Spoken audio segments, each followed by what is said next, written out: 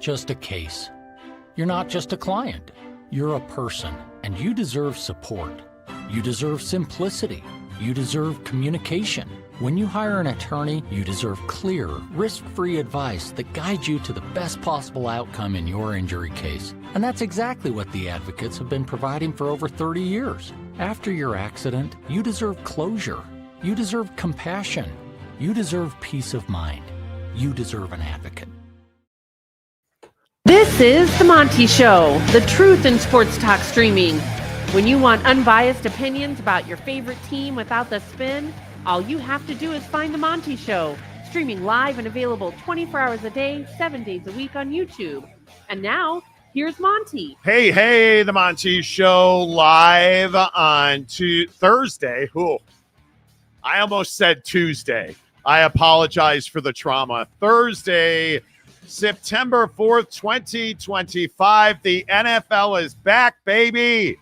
That's right. Thursday Night Football tonight coming up at 8:20 Eastern, which should be 5:20 Pacific. We've got the Eagles. I'm ready. I am ready to watch the Eagles kick the crap out of the Dallas Cowboys. We have got all of that. We have got what I think is a massive mistake in college football. This whole transfer portal, pay kids, don't pay kids thing, I think it is absolutely one of the most important issues that we are going to face in the next 2 years. I think it's a short-term issue. We'll talk all about this big change in the transfer portal coming up, because I do think this is actually, amongst all the changes that we've had, this is actually one of those things where it is, and I don't know the right way to say it, it is actually a change that is going to impact everybody's life. It's not one of these paper champions. It's not an executive order that does nothing. This change in the transfer portal today, I think, is seismic. I think it is incredible. And if the Big 12 hadn't done this deal with Allstate, we'd be leading with the transfer portal. But I actually think the Allstate deal is more seismic than the transfer portal. Well, look who the fuck decided to show up. Thanks for coming. Mm-hmm. Thanks for being part of the show. Yeah. Jake decided he actually wanted to get on the show today. Yeah, it was a tough choice. Tough decision. So apparently you can't add yourself, is what you're saying. Can't. Yeah, I'm not able to. No. Okay. Nope. Well, we just found that out. You know. Nice shirt, Jake. First thing right out of the gate, people like your pink shirt.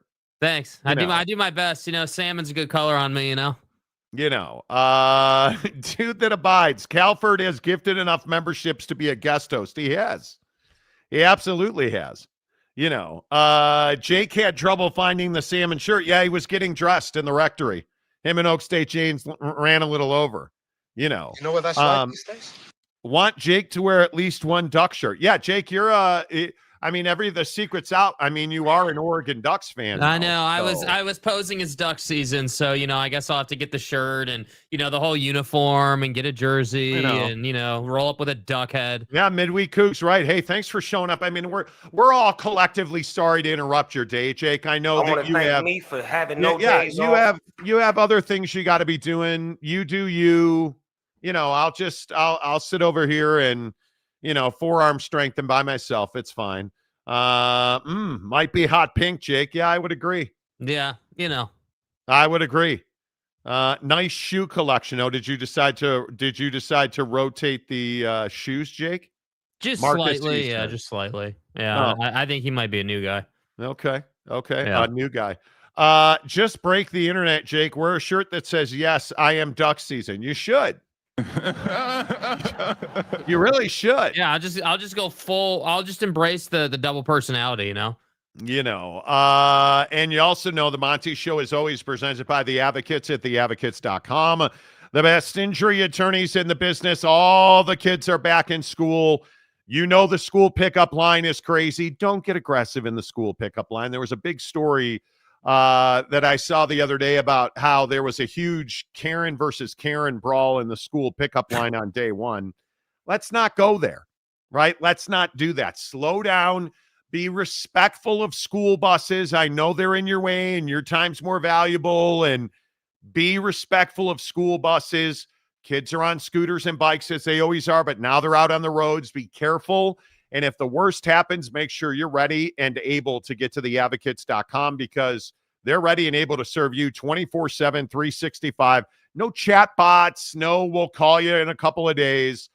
You get clear, risk-free advice when you need it, where you need it, and how you need it at theadvocates.com. And the best part is it won't cost you a dime. It's risk-free, clear, risk-free advice. You don't pay anything up front.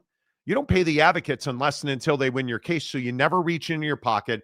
No, you just hand the claims process to the advocates. They'll fight for you while you get back to the best version of yourself at theadvocates.com. A big day. We've been talking about this story for a long time. The Big 12 and Allstate have been doing this dance for the better part of 6 months now.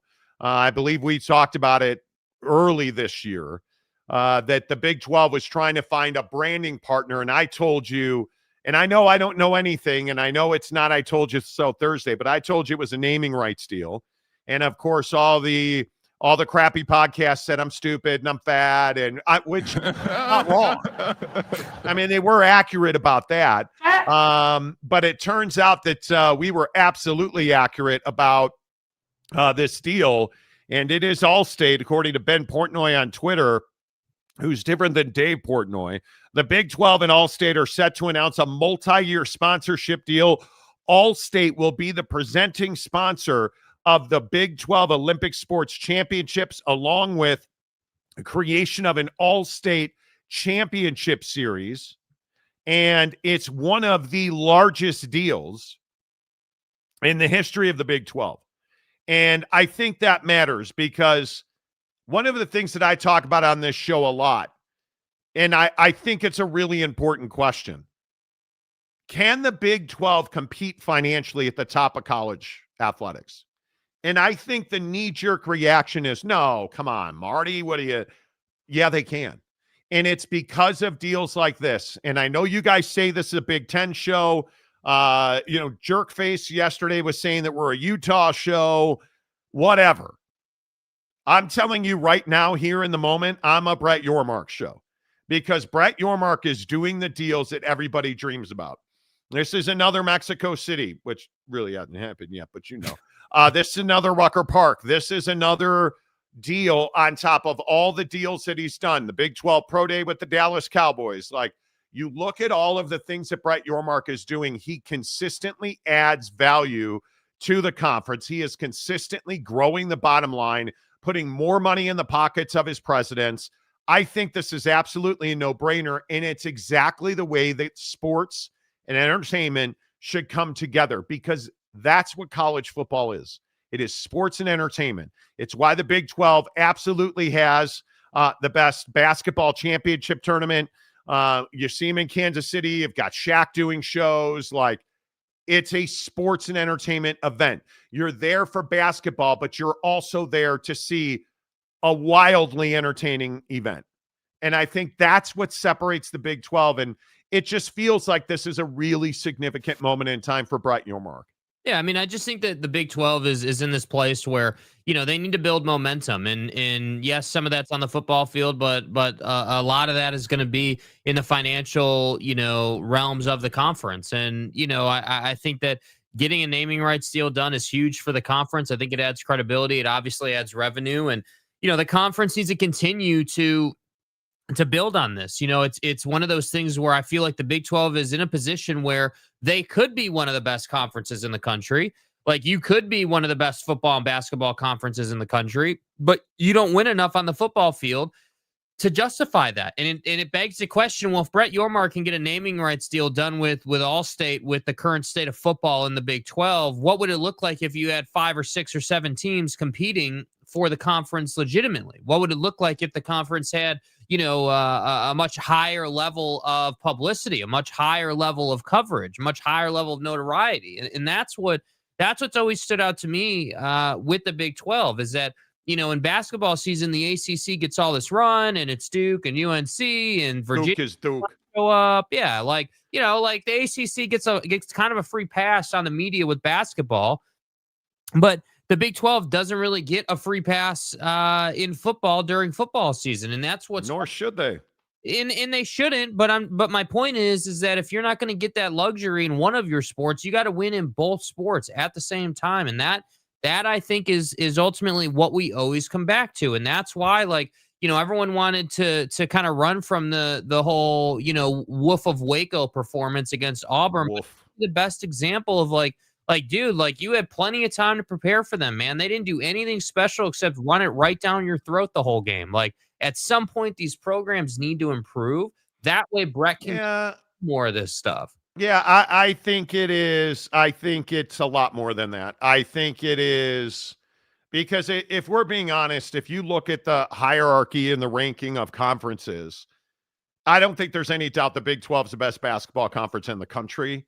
I think the SEC made a hard push last year, but you're going to have to do that. If we're talking about in general, you're going to have to do that on a consistent basis, top to bottom. And right now, I think Houston's a really good example. I'll continue to espouse that I think Houston football is moving in the right direction. It's one of the best basketball programs in the country, right? So I think that's well and good. But when we talk about football, this is where the rubber meets the road, because the Big 12 should be the number 2 football conference in the country behind the SEC. And they might well be, but you can't crown them as that because they don't win games. And I continue to go back to all of the things that Brett Yormark is doing, all of these major deals. He is, in my opinion, running laps around Phillips and the ACC, and I'm not even sure that is arguable. I think the Big 12 is so significantly further along financially, and as far as footing and stability goes, to the ACC. I don't even know what the ACC is trying to do right now. But that's the thing.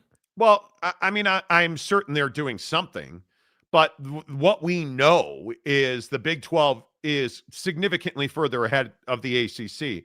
And then I look at the Big Ten, and the Big Ten continues to be a 1 or 2 team league, right? And if we look at how important it is that the Michigan penalties didn't include a postseason ban, that was huge, because if Michigan can somehow find a way to win games, and it starts this weekend, obviously, and we'll talk a lot more about that game tomorrow, but if they can somehow find a way to win games and be at least in the hunt for a playoff spot, which I highly doubt, I mean, you're only talking about a 1 or 2 bid league. There's no question that right now, Iowa State and Utah appear to be playoff teams. There's no question about that. But you're going to have to find a way to get guys like Dave Aranda and Mike Gundy to be fired in time. Not when you feel like it, not a couple of seasons down the road. They should have been fired last year, after last season.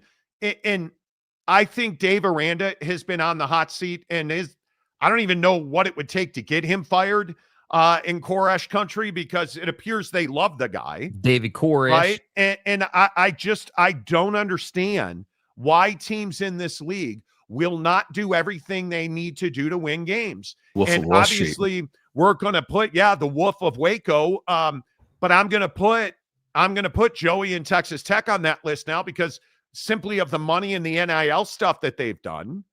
I know Utah's doing that. I know Matt Campbell's doing that. But you look at this situation at K-State today. Today was another really bad day for K-State. Bro. and I continue to put my hands up in the air and say, how long is it going to be until we come around to the facts that something's wrong in Manhattan? Something's not right. And you look at this right here with Jay Sean Ross getting arrested at 4 a.m. on a drug trafficking charge. This was a guy that you flipped from Alabama that everybody was really excited about. Well, that was until, his bond is at, what is it, $15,000? on a really big drug charge, like distribution. It's a distro of marijuana charge. That's a big dude, that's deal. a lot of weed in the trunk, dude. That is a big deal. And it's another bad day for K-State. And this is a league, as we've talked about, that can't afford K-State to have too many more bad days. I mean, I think K-State, as I talked about after the Iowa State game, K-State is a really important football program in this league because they're more than capable of winning. Yet they're not. And now they're taking losses off the field. And that, I've never seen that go well.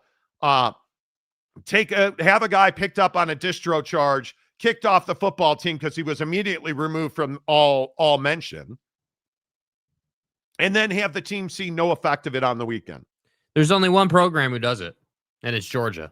There's only one program who's ever done it, and it's Georgia. I mean, repeatedly, guys getting in trouble with all jokes aside, with speeding and all the different things that they do, and they're seemingly immune to it. And I think that, unfortunately, like I don't sit here and look at K-State as a program that typically has these kind of problems, but I would agree. I mean, it needs to be said that not only did you not look good, these first couple of weeks, you have guys out at 4 a.m. Like what are we doing, man? Like what, like out at 4 a.m. with enough product. And isn't that the biggest detail though?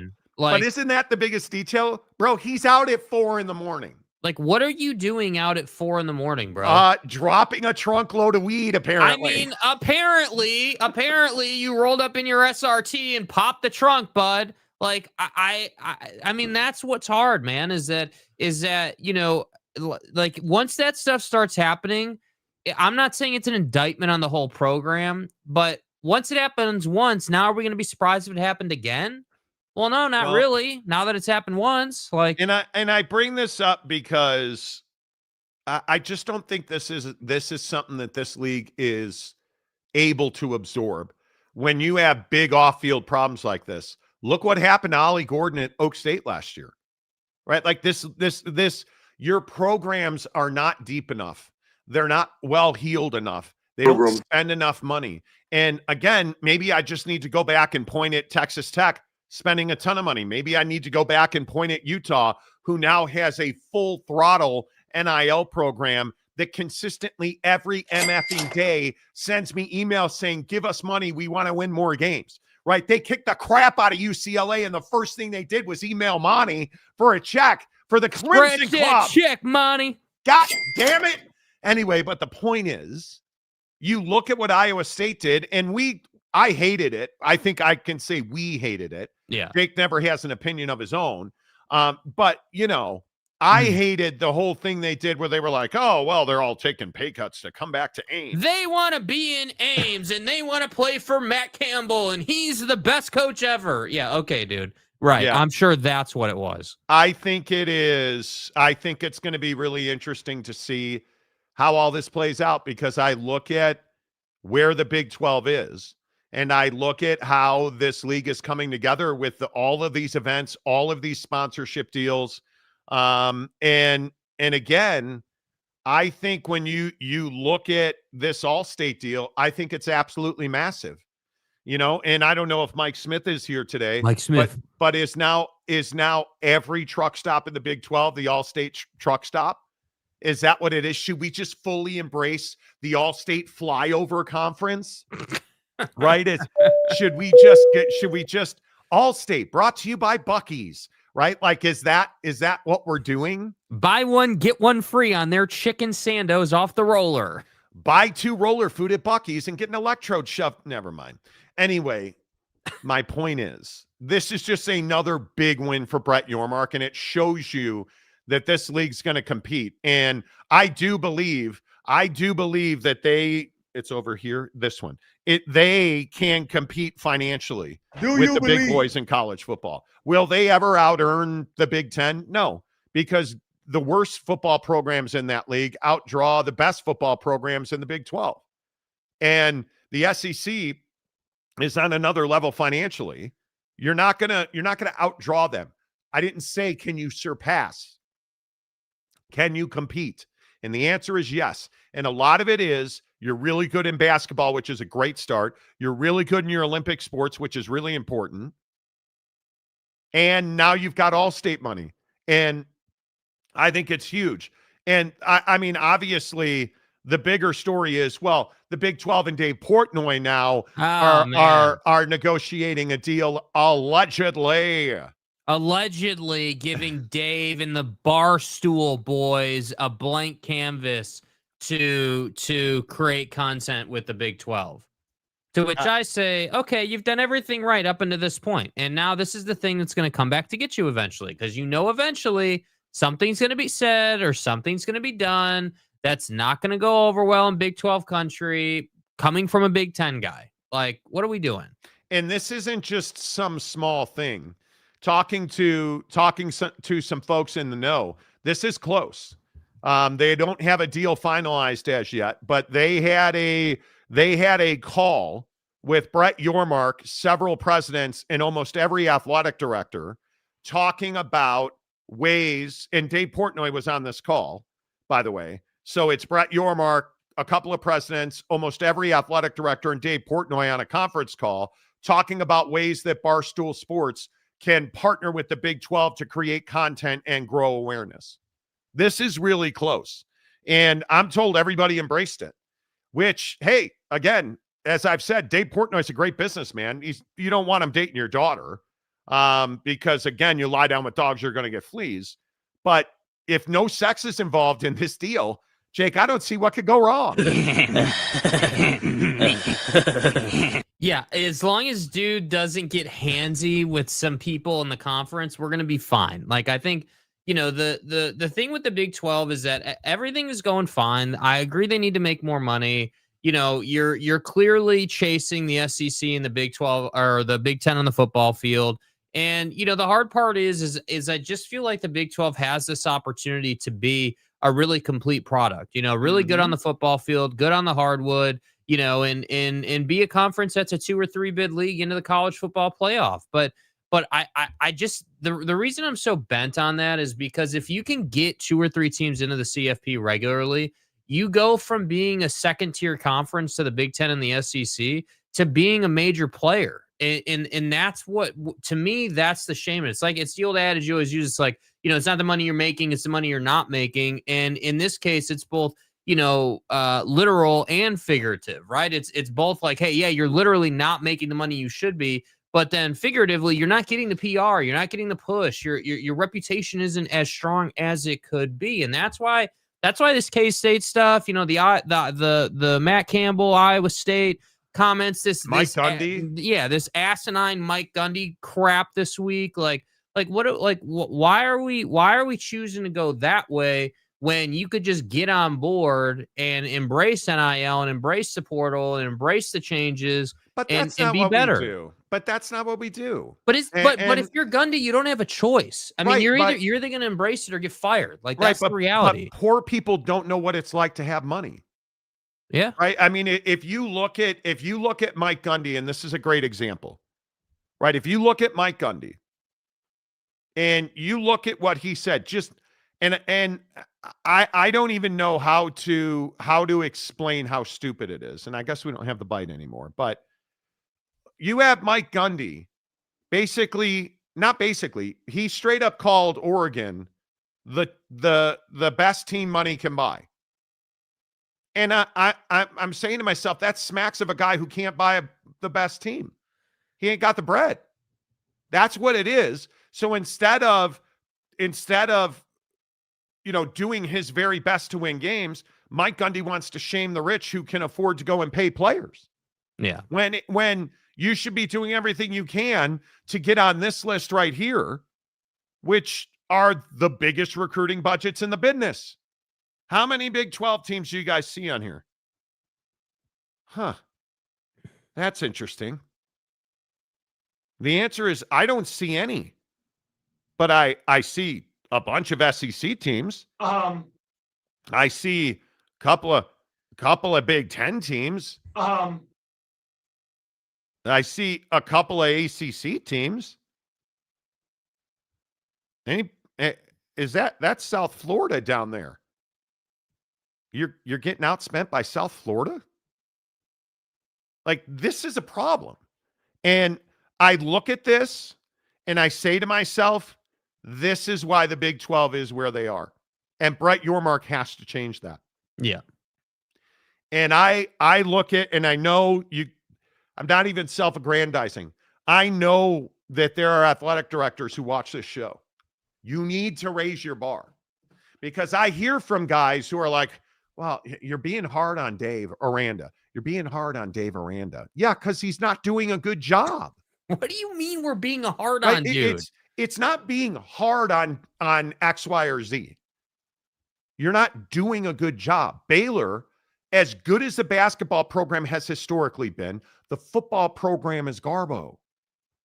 It rarely, in the last how many years, has even been competitive. You look at Oak State, you look last year, Utah, and again, I'll just keep pointing at Utah. Well, it's a Utah show, Monty. Could be.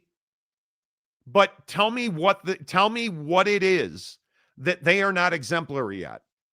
They fired the basketball coach middle of the season the moment they were eliminated from postseason play. Peace out. Oh, you had a bad football year last year? You cleaned out the offensive coaching room and then came out and beat wholesale ass in your opening week against a Big Ten team, albeit UCLA. Right? Like, what more do you want them to do? Like, I look at Baylor and I look at Oak State. I'm talking to UTCU. What more do you want Joey and the guys in Tortilla Town to do?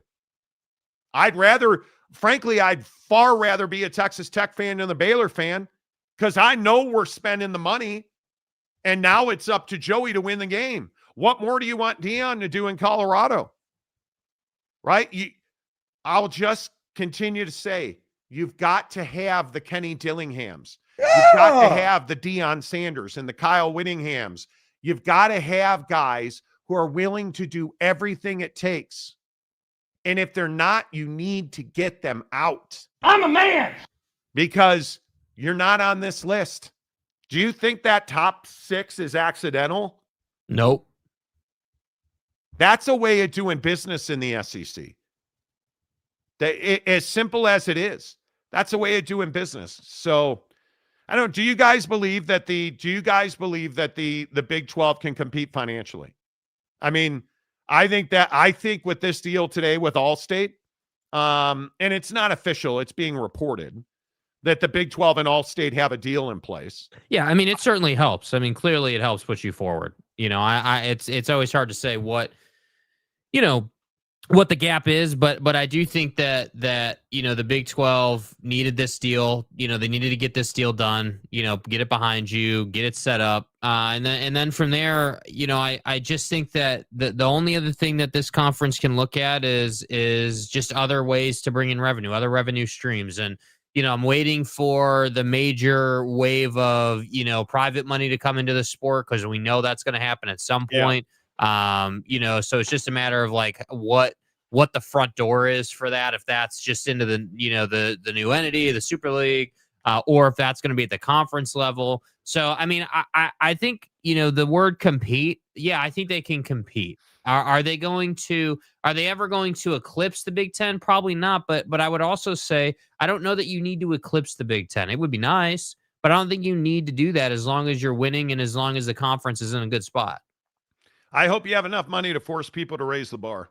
That's really what it comes down to for me. I'm tired of this conference being mediocre. In all seriousness, Grad Slacker, Mountain West owns the Phoenix market. I don't know if I get that carried away. I think that guy Dillingham has some imagination happening down there, Tempe way. King of Thailand, hello. Big 12 does not have networks that's the black eye. I don't know that you need networks when you have ESPN. I mean, they are fully ingratiated with ESPN and the Big 12. I mean, is anybody watching? When's the last time you watched the SEC network? How often are you watching Big 10 network? I don't know either. Short bus. What's up, Short Bus? If ASU keeps winning in a bandwagon city like Phoenix, it'll take off. Absolutely. Knew today would be The crowds shitty. were much better. Yeah, the crowds were much better last year, obviously. They've got to win without Scat. If they can do that, and that quarterback is better than he's not, is what I'll say. K-State Scott, and not a good day in Manhattan. No, they can't. Shouty. Wow. Maybe. Okay. Look at the top 100 ESPN players conferences. Yeah, we talked about that. Absolutely. Short Bus, beating UCLA isn't a flex it used to be, but LOL, coming from the Pac-12, they've been bad for a while. UCLA, another team that needs to raise the bar. Yeah, but I think that comment is related to Utah, and all I would say to that is, yeah, they may not be the flex they used to be, but it's still a benchmark of how good Utah is. You buried them. You would have been saying Utah sucks if they had won by a field goal. So let's not sit here and pretend like it's not a good win, because it is. And it's a win over a Big Ten team. So I think it is. I think it's a very good win. I have no doubt about it. That's a really good win. Let's see. Oak State James, BDM, finally something we have in common. KFC coleslaw is amazing. Okay. I mean, dude, I can't see you say comments like this, and then you wonder why you have a vibrator in your butt. Like, come on, dude. Wow. Come on, bro. Like, you're eating KFC regularly, and we're wondering why the what is it? The Colinator 3000. The Colinator 3000 live in the rectory. Come on, bro. Like, geez. Oak State James had some butthole problems. So he went and had a procedure where they manually inserted an electrode in a certain orifice. Here I am. And now he hits a button and the pooper shooter happens. And, Damn, dude. I mean, we know you're not just eating the coleslaw. You know that, right? We know you're having the fried chicken. We know you're having the amazingly processed and microwaved potatoes with gravy. We know that. Bucky's chicken sandwich is just as good, if not better, than Popeyes or KFC. James, maybe we need to do an intervention, which is different than an internal. But maybe we need to do an intervention where we just duct tape you down to like the pulpit in the rectory, and we just feed you the body and the blood of Christ instead of Bucky's chicken sandwiches. And Mommy, please take me home. My guess is if you didn't eat Bucky's for like even a month, you would be able to yank that electrode out, but you probably like it, so you don't want to. It vexes me. Man, the Barstool ASU hoops game was horrible. Yeah. Jay Sleep. We're paying players well at Iowa State, but we can't even keep up with Baylor with our collective. Well, maybe you should stop talking about dudes taking pay cuts on the roster and you'd be able to keep up. Yeah. King of Thailand, ACC has recently been in the news for a major media partnership with ESPN exercising its option to extend. That's not really are we going to say that's a... I know you're in Thailand. We discussed this a long time ago. He's not in Thailand. Soon. John Hamm. Oh, boy. Here it comes. Man, love the show. Here we go. Yeah, that's the caveat. That's always the one. Dude, that's the same thing as if I'm going to be honest, I don't want to lie. I'm not trying to be a douche. Okay, go ahead. What does he got? But Monty, with this Big Ten is 1 or 2 bid league, and the Big 12 is a better football conference. I didn't say it was a better football conference. God, John, I just think you come in here to be a red ass. I truly think what I said. I never said the Big 12 was a better football conference. Nope, never said that. I said it should be. But you can't have Oak State go winless. You can't have Utah and getting scammed by Rising. You can't. Yeah, Gatorade coolered. Anyway, Maury Alvarez. Hello, Maury. Hope you guys are well. I think it'll take a few years of sustained excellence before they'll be able to catch the Big or the SEC. They've got to win games on the field. Because if you look at the Big Ten, and honest to God, if you make an honest assessment of the Big Ten right now, and I said to you, how many teams in the Big Ten in a 12-team playoff? Illinois, probably not. Indiana, prove it to me. Iowa, no. Maryland, no. Michigan, no. Michigan State, no. Minnesota, no. Nebraska is the perfect example of what I'm talking about. Nebraska has to be a playoff team every year. Yep. That's a blue blood. You did everything you could do to get them in the league, and they have been a zero in the Big Ten. Ohio State, Oregon, Epstein U. Ohio State. Absolutely. Purdue, no. Rutgers, no. SC, no. Washington, no. Wisco, no. Northwestern, no. UCLA, no. But see, you got to add SC to the Nebraska list, right? I mean, SC should be a playoff team, but they're not. Until they are. Yeah. Right? So if we really are talking about how many of those teams, sure, could Illinois get in to the college football playoff this year? Yes. Am I impressed with a 52-3 win over Western? No, I'm not. Are they the 11th best team in the country? They're not. They're not. But the problem is, and again, I'm curious when we get to November and we start talking about who's in and who's out, are they going to get punished for playing Duke, Western Michigan? You're playing two directional state schools who are both Western something or other. Then it's Indiana, SC, Purdue. That's not strength of schedule. Ohio State, of course. Washington, yes. Rutgers, Maryland, Wisco, and Northwestern. Is that impressive?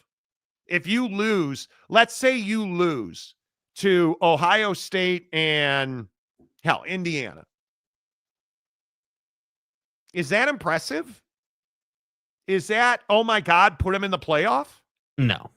But Big Ten fans will be like, well, you got to put Illinois in. I don't have to put Illinois in anything. I warned you about cock on thigh last year. I warned you about Signetti last year. It's not a good football team.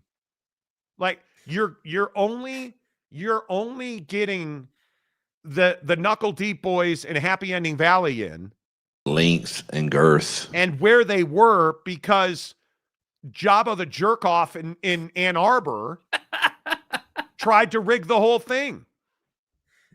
And it blew up in his face because Ohio State came back, and I think that was the victory that America needed. Ohio State. America needed that. How is Buc-ee's not a sponsor of the show, Graham, already? They got to return phone calls, man. They hated on us. Short bus. I'd rather have Monty commentate a game before those clowns. There's a lot of people who hate Barstool. Yeah. And I don't hate Barstool. That was a masterpiece of dog shit. I'm not saying you're wrong. You know, Jabba the jerk off. Yeah. Buddy in Ann Arbor.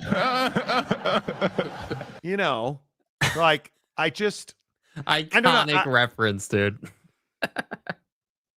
I am just so annoyed with the constant change in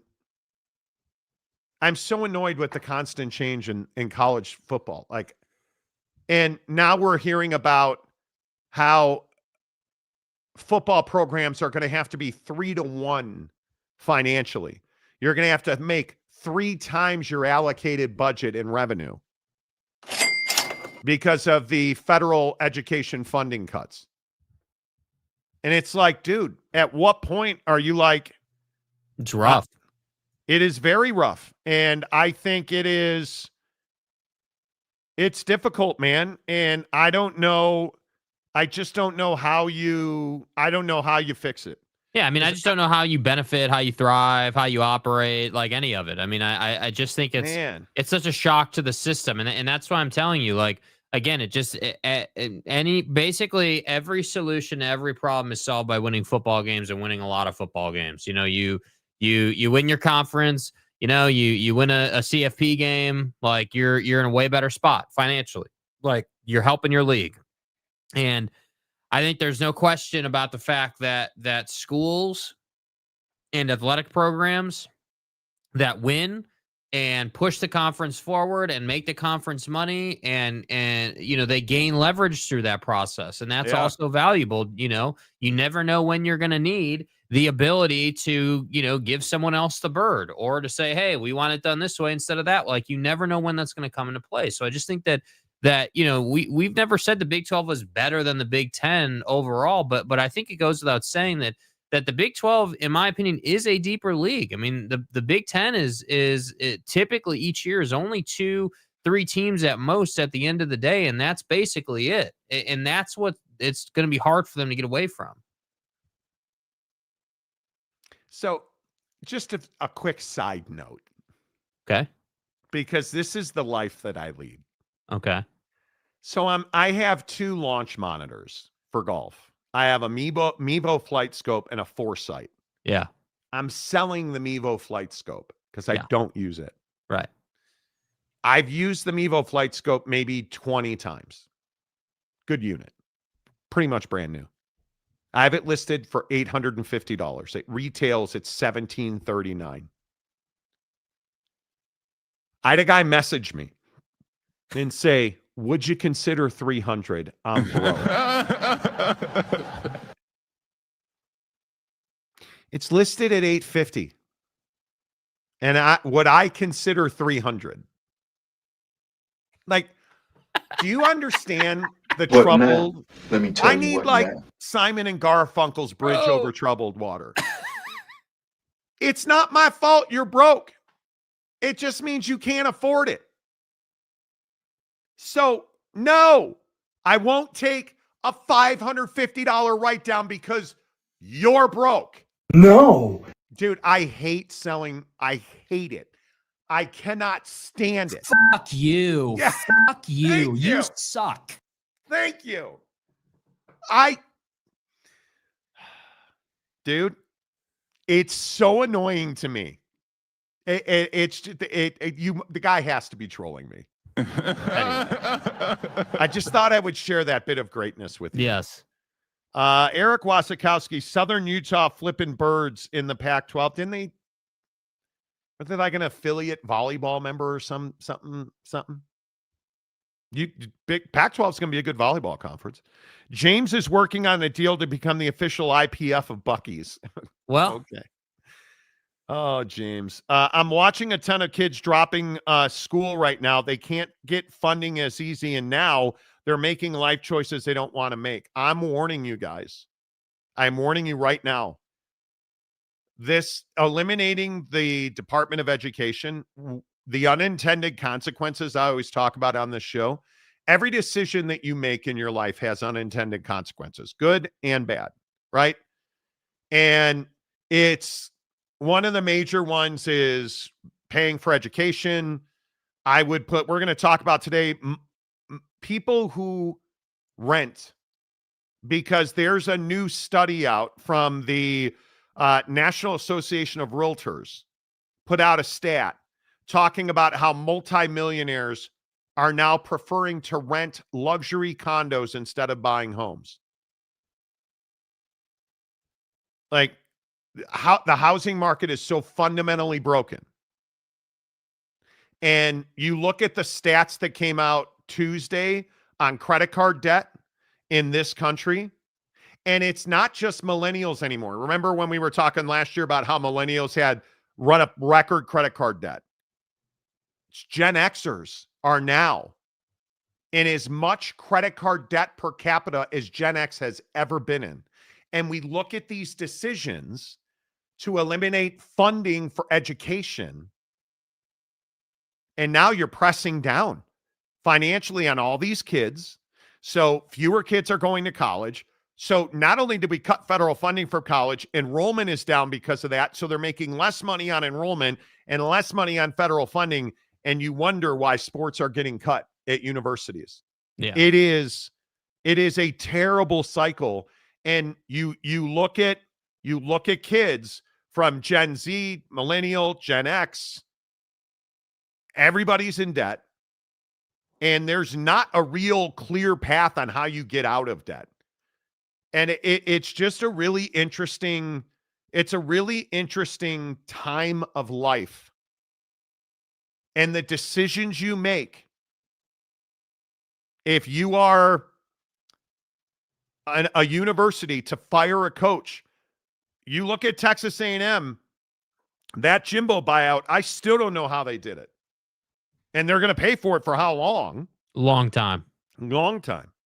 Wow, look at that. Dale Donuts in the comments section. Credit card debt wouldn't be an issue if I just get a divorce. Dude, you know. It takes a village to educate a child. It does. Mm-hmm. Greed has ruined everything. Yeah, You may not be wrong about that. I just think it's a difficult. As much as like the housing market is a core fundamental issue with things right now, I feel like in the day to day that's just the tip of the iceberg. Like if you think about just like the average person getting along, living their life, buying a house, I feel like oddly enough it just isn't really on the radar right now, because I feel like people are just like, no, I just can't do it. It's not really something that I'm focused on. And, maybe next year. Like I literally feel like that's people's mindsets. And I think that there's a lot of people, there's a lot of people who like, it doesn't surprise me that realtor set you dropped about people just wanting to rent condos and stuff. That doesn't surprise me. I mean, why would you take on the liability? Why would you in the market now? Like if you're out of the market, why would you get in the market and take on the liability? Involved in buying a house right now. The higher, obviously, like everyone says, oh, the rates are really high. Well, they're not actually like historically high or anything, not close, but they're higher than they were. And so it's like, why would you buy into rates that are higher than they were? Number one. But then number two, all the cost of ownership, all the HOAs, it is because of the price of the house, because of the mortgage. It does kind of become a racket to own a house right now. And that's the problem, is that. And the cost of entry is exceptionally high right now, because if you're subprime, so if you're even now, subprime used to be like 600 or lower. Now it's like 700. Your down payment and the fees and costs associated with that, and then what they call PMI or personal mortgage insurance, private mortgage insurance, adds several $100s minimum to your mortgage. So, and I say all this because we're in this position now where these universities are really suffering. Mm-hmm. There is a major backlash from this cut the Department of Education, and what everybody, and I naive is probably strong, but I think when you look at what most people will tell you, oh, well, the state's going to take care of it, so everything will be fine. Well, the states don't have the money to handle it.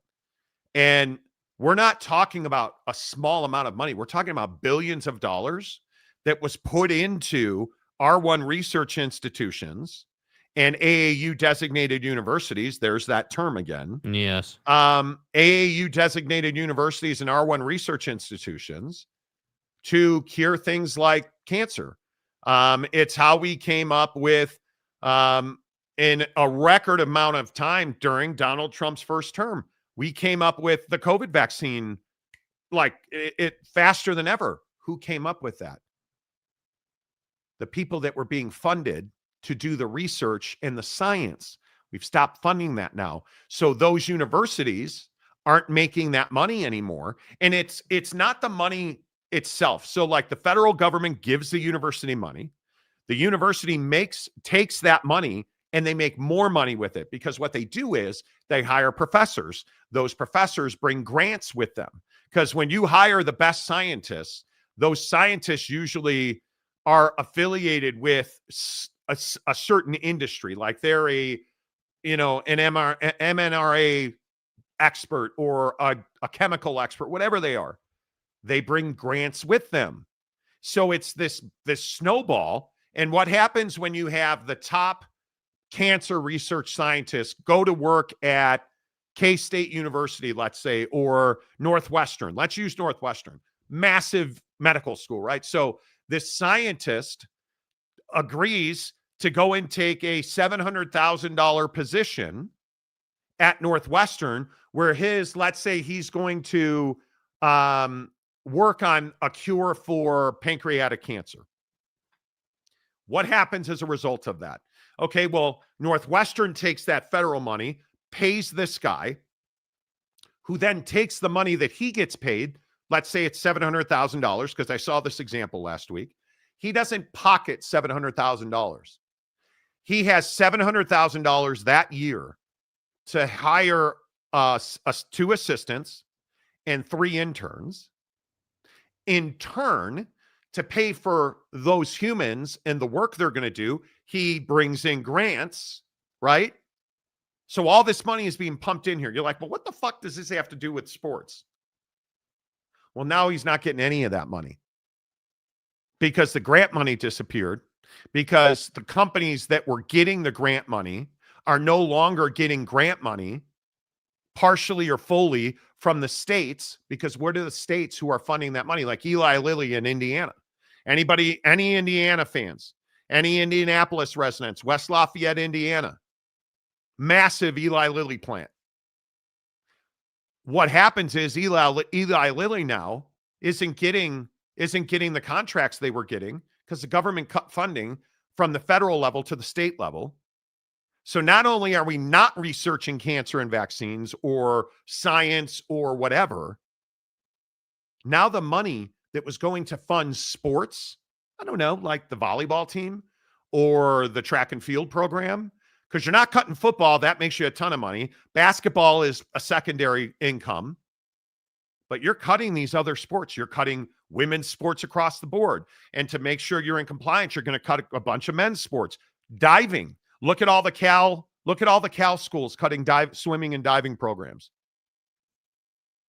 That's a direct result of the process I just described. And there's no fixing it because the states don't have money, and everybody gets into how these states are going to pay it. The states don't have the money to pay it. And it's just money that you can't replace. So anyway, wait till the rates are fixed in as low as projectable. It's going to be a long time.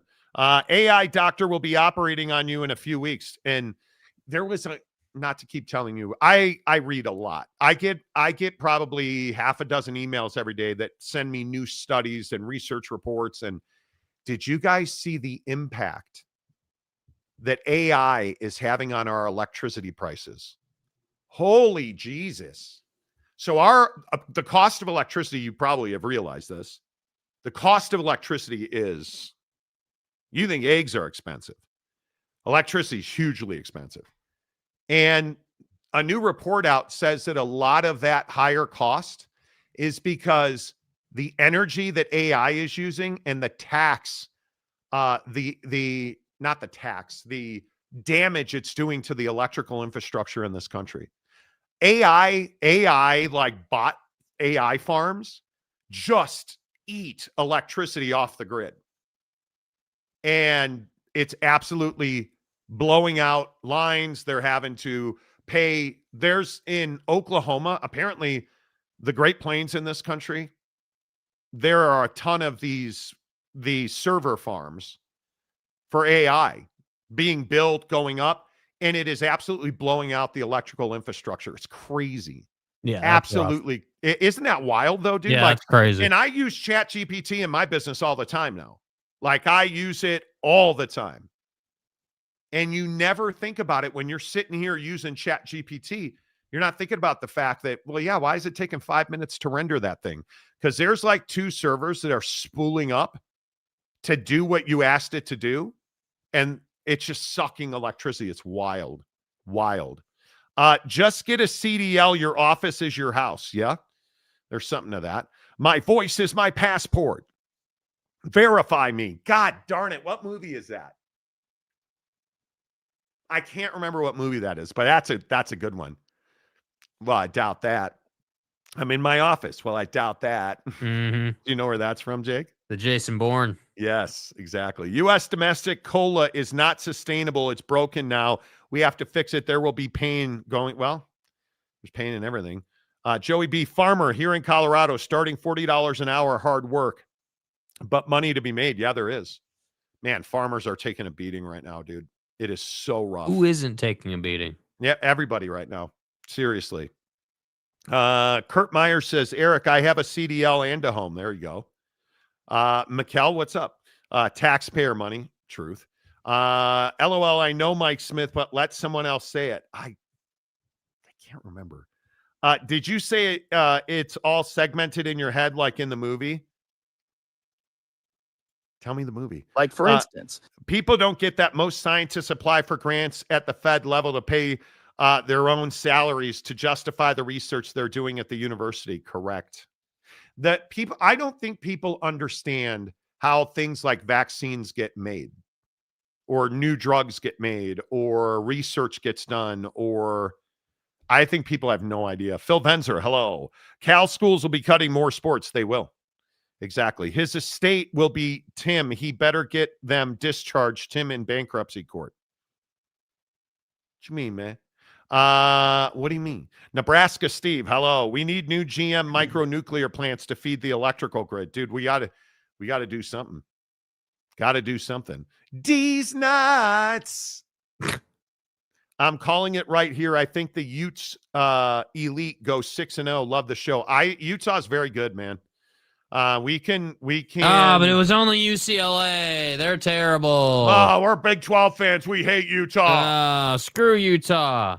I got bad news for you if you're in that group, because Utah's very good. We're on to Cincinnati.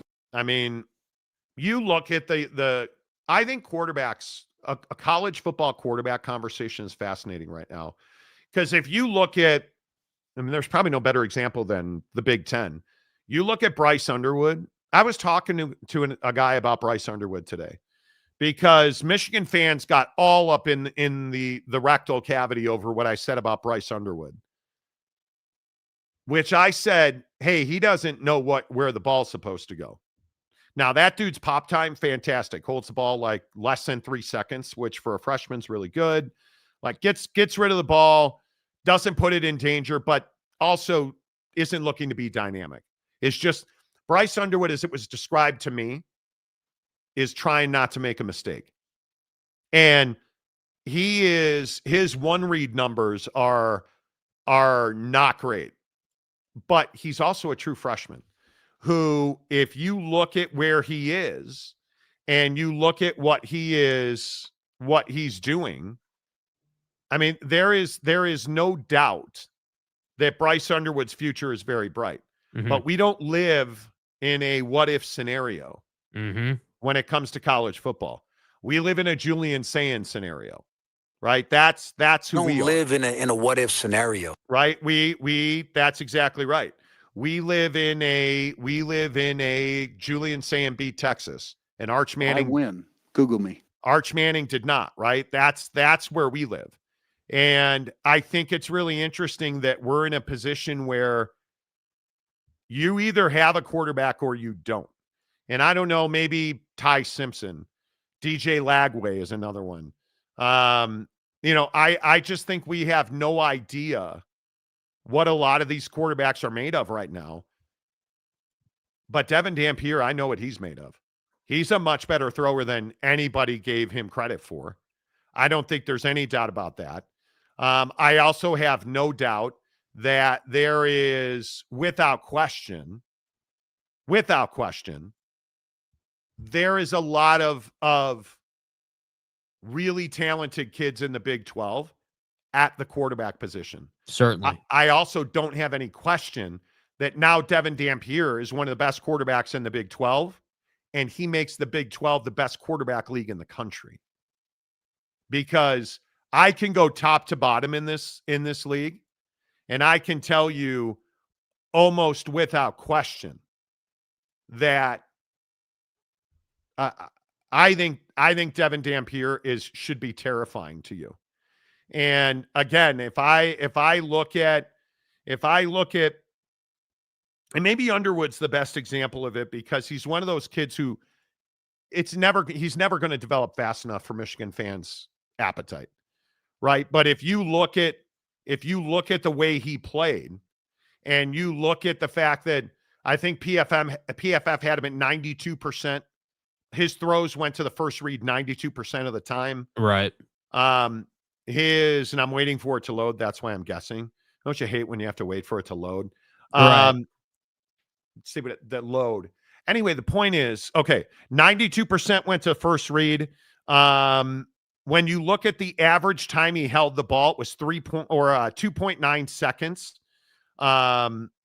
And when you look at his disguise, he was only disguised 14% of the time. That's a young quarterback right there. And I think Michigan fan ran away with it and was like, oh, he said Underwood. I never said that. So as a young quarterback with zero experience. And then I look at a guy like Julian Sayin, who was on the team last year and was in practice last year and was in practice in spring and worked with this guys all summer. And I think we saw some of that, right? And I think we saw, again, Devin Dampier, who's been in a system for multiple seasons, knows the language, doesn't necessarily have a spectacular player. But then we saw Utah do what Utah does, and you win a game 43-10, and you right now here cannot tell me who the leading receiver for the Utah Utes was this weekend. Their safety, Smith Snowden, who's now playing both ways, right? So you do what Utah does, and you look at Devin Dampier, which is why I brought up Bryce. You need to give these guys time to develop. And like you look at guys like, and Nico Imaliava is a really good example of this. Dude was a deer in headlights for how many snaps in that game, you guys? No question about it. Right? He looked absolutely terrified. And Bryce Underwood never looked terrified to me. He just looked like he was going to throw it to the first guy he laid his eyes on.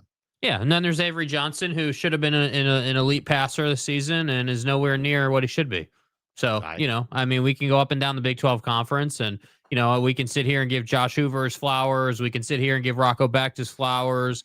You can go up and down this conference, man. But the reality of the situation is that the teams that are good are all on the same page and pushing the same direction, and the teams that are bad are just not doing that. And I do think that it's a pretty definitive line in the sand of who is where.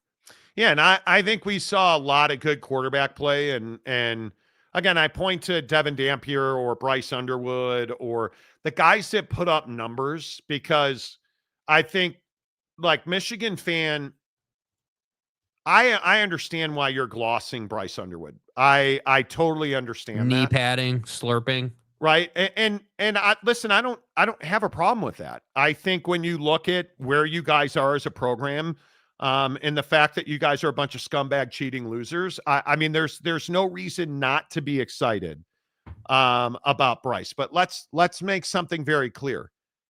New Mexico by 17 points is not impressive. And when you look at his numbers, and I think it's hysterical that he goes 21-31, a touchdown, and his QBR is 54. Well, why is his QBR 54? And in one game, again, I think QBR sucks. But even if you look at his best numbers, he locked on to the first guy and he let it go. He didn't hold the ball, so he was under 3 seconds. So he's essentially snap, pivot in the throwing mechanics, and throw the football to the first read. So what he did. And against New Mexico, you can do that because your 9th string wide receiver, who's actually the water boy, he's beating New Mexico's corner out of the break. And hey, give him credit, right? Yes. Hey, snap the ball, take a 2-step drop, get the ball out to your first read. He did that job. I mean, he did that job, and he did it well. And cool, man. Michigan fan, if you're happy with that, that's great. That's awesome, bro. But I'm just telling you, like, I'm not going to sit here and be like, oh man, this guy's one of the best quarterbacks in the country, when he's not quarterbacking right now. He is literally just going to the first read, and they're calling plays to suit that because he's not prepared, because he's so young. And the thing that worries you is, of all of his throws, 42% of them were on frame. So 58% of his throws were not on target. That worries you. But it doesn't really worry you that much because he's a freshman. So who really cares? The problem is this week he's going up against Brett Venables. So good luck, because that dude tortures freshman quarterbacks. Like, yeah, good luck. I got to tell you, I don't have a lot of faith in Oklahoma. I'm probably wrong. I probably don't know what I'm talking about, but I don't have Obviously we'll talk about it tomorrow, but like, I guess I just don't have a lot of faith that even against a quarterback like Underwood in his situation with his lack of experience, I don't feel confident that OU is gonna just blow the doors off Michigan, or even, and I'll even go a step further and say I'm not confident that we'll see a defensive performance that's like, yeah, you're a freshman quarterback, they're an experienced defense, you got because you're inexperienced. I'm not sure that we're gonna see that dynamic play out. I'm a little concerned that it will be pretty close, only because I just don't think Oklahoma's very good right now. That's the problem, and they really should be. That's the thing. Yeah, I think that Oklahoma is not somebody where you're like, hey, I believe they're going to the college football playoff, because they're not. Oklahoma's a much better football team than they've been at any time under Brett. And I think when I start looking at some of their numbers, and again, I look at the fact they're going up against a true freshman quarterback who is not going to be able to go to his first read against that defense. I would tell you some of the numbers don't line up, and it makes you a little nervous. But listen, again, I think when I look at Michigan versus Oklahoma, it's one of the marquee games of the week. Mm-hmm. And I have no doubt that if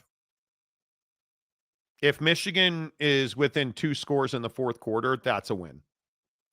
Because I am telling you, they are going to absolutely make Bryce Underwood look like a true freshman. And he's either going to come out of it and look amazing, which is highly unlikely against a Brett Venables coach defense, or he is going to look really bad. And I look at the fact that the spread's only 5.5 in that game. I thought for certain it would be 6.5. And I think Brett Venables has been a disappointment. I'll give you that. I don't even know that Brett Venables has gotten that program up to full speed. I just think they're stuck, right? And it doesn't feel great. But this offense at Michigan, to win, they have to throw the football. You can't be the offense you were last year. And I understand that, again, Justice Haynes had a massive game. But let's not also forget Michigan's defense is going to be defined this weekend. Yes. Right. You're going to figure out who they are. And I think John Mateer is going to have a lot of eyeballs on him this weekend. And I think he's going to surprise people, because those who haven't seen him have no idea how good John Mateer is, because that dude can play. If this game was in the land of the scumbag losers, you might be talking about a much closer game. This is not at the Big House. And I have no doubt that Bryce Underwood will have moments in this game. Guys that are as talented as him do. But he's just not ready to play at that level. And I think this defense at Oklahoma has been waiting for this moment for a very long time. And I think that Oklahoma is going to win that game. Last night, in my mind, it was 24-17, 27-17. I have no doubt Oklahoma will win the game, but it'll be interesting to see how Bryce does, because he's just not a polished player at this point. Let's see, Brian. Bryce adjusted completion percentage, 83%. I'm assuming you're a Michigan fan. This may be the first time you've ever been here, but knock yourself out. I appreciate the $5. If you're going to adjusted completion percentage against New Mexico, you're fucking Michigan, dude. And you're running out adjusted completion percentage. Your guy only hit 41.9% of his passes accurately. He threw. and this is the problem. Most Michigan fans aren't honest with themselves, but it's fine. Guess who isn't an AAU research institution? Florida State, but I'm not certain that will matter in the NIL CFP. Oh, it'll matter in the Big Ten. It'll matter. The natural Brian been in here for a few games going wild in the chat. Well, let him go wild in the chat because that's one of the stupidest things I've ever seen. You're having to go adjusted. I think that's what he said, right? Yeah, adjusted completion percentage, 83%. That do you even know what that? Do you understand what adjusted completion percent? It's one of the stupidest comments, and he paid $5 to do it. I appreciate you, man. Way to push the show forward. Nice job. Nebraska, Steve. I hope NU shows Michigan that cheaters don't always prosper. Well, it would be nice if. It'd be nice if Nebraska. When is that game? That game's in 3 weeks. I think that's the last weekend of September. New Mexico at Oklahoma, Central Michigan at Nebraska. Hey, I think that's a really important game for Nebraska because I also think this is a huge year for Matt Rule. And I know we've talked this into the ground. Seriously. You didn't look great beating Cincinnati. And you've got Akron this week. Come on. That's a funeral. And in 2 weeks from now, we're going to find out who you're not because you're playing Houston Christian. And then it's Michigan. My biggest concern, and it's in Lincoln, obviously. You're going to have essentially 3 weeks off leading up to that game. That should be concerning if you're a Nebraska fan. If Michigan's going to win one of the big road games, it'll be Nebraska. It won't be Oklahoma. Yeah, I would agree with that. That's what I'm saying. Like I feel like the Oklahoma game is very close, I think. Yeah. That's going to be interesting. Where was Utah in the football recruiting budget? They weren't. If they want big, they need to be higher, don't they? Well, listen, every time the Utah Jutes have been asked to step up, they've done it. And I think it's going to be very interesting to see how they go. You will have to spend more than $1 million in recruiting. Mm-hmm. That's not even a question. Even I'm not that crazy, Monty. I just understand having a run game lowers QBR. And QBR, if you don't understand the relationship to a player, the system he's in, the guys around him, and how QBR applies to him, anybody quoting QBR off of one game without giving it context, like it just is. I wish people would look deeper than, oh, well, his adjusted completion percentage, which I heard on our podcast. Okay, fuck you. How's that? If you're running out adjusted completion percentage, you have no idea what football is about. Like, like you look at, like looking at his numbers, it just is, in my mind, like QBR for Bryce Underwood. Why do you even care? Right. Like they're talking about, what are those? Passes, rushes, penalties attributed to the quarterback. Oh, and his scrambling plays. And I just am like, he's a true freshman. Like, what are you doing? Florida will come around about FSU. They won't, ever. The SEC will make more money if they can get Clemson and FSU from the ACC. I don't think you understand the politics in the state of Florida. There's no such thing as, hey, we'll come around. There's no coming around. Florida and Florida State are bitter rivals and have a history that is more than sports in rivalry. Yeah, everyone thinks it's Florida and Miami, and it's not. It's Florida and Florida State. I don't know how. Yeah. Go Oklahoma as a Buckeye. We won our big game.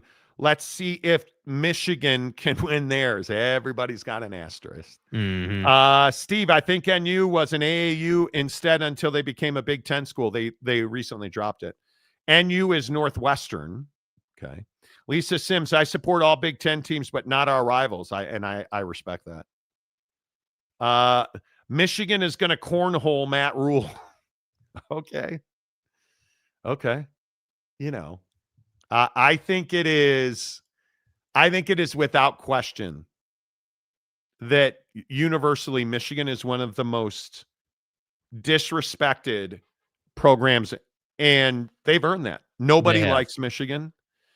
And I think it is incredible that we're in a position where Michigan fan is trying to use adjusted completion percentage to justify what, like, it's unbelievable. I'm giving you to a me. fucking answer. It was, look who you were playing, man. It was New Mexico. And you're throwing out adjusted completion percentage like and I you don't were have a problem. like you were playing Texas. Bro, I don't have a problem saying like, hey, dude did a good job executing the game plan that they had put together that week to go out and win a ball game. Like, I don't have a problem saying that. I mean, I agree. You know, it's mostly first read. Though, you know, it's not like real difficult throws. Like, you're not asking him to go full, pre-snap digestion and make adjustments at the line. And like, you're not asking him to do that stuff yet because he's a freshman. And I don't know that any college program would be asking a freshman to do that, who hadn't had the playbook for a year already. Like, it takes time, but I think it just goes too far when you're trying to reference stats that are clearly out of your depth and you have no idea what they mean, to try to prop yourself up, and then, hating on Arch. And it's like, dude, like, bro, like it first of all, it's one game, but then secondly, there's a difference between having an elite quarterback performance and playing a bad team and just doing a good job executing the game plan that you would clearly put together. Those are two different things. And again, it doesn't mean I think the kid sucks. I just think it's his first game or whatever. And, we'll see what it is against an actual power opponent and someone that can actually beat you, because they were never in danger of losing that game ever. So I just think you got to keep things in perspective. Yeah, I don't know. I want people to understand. I wish you would invest in time and understanding. Here's another $5 contribution. Here's a stat. Arch was off target 37 against fucking Ohio State's defense. Like, it's people like you who ruin Michigan football. You're trying to compare Bryce Underwood's average ass performance against New Mexico to Arch Manning going against the best defense in the country, with one of the best secondaries in the country that features arguably the best football player in the country. And you're trying to compare, like, help me. God, help me. Like, when I say that Michigan fan is just not very bright, just remember this cat's name, because you've just paid me $10 to say two really stupid things. And I'll never understand it. I'll never understand it. I just won't. I don't know if it's that you like giving money away. I don't know. Maybe that's the case. But you don't understand football, and you don't understand how to analyze football. As simple as that.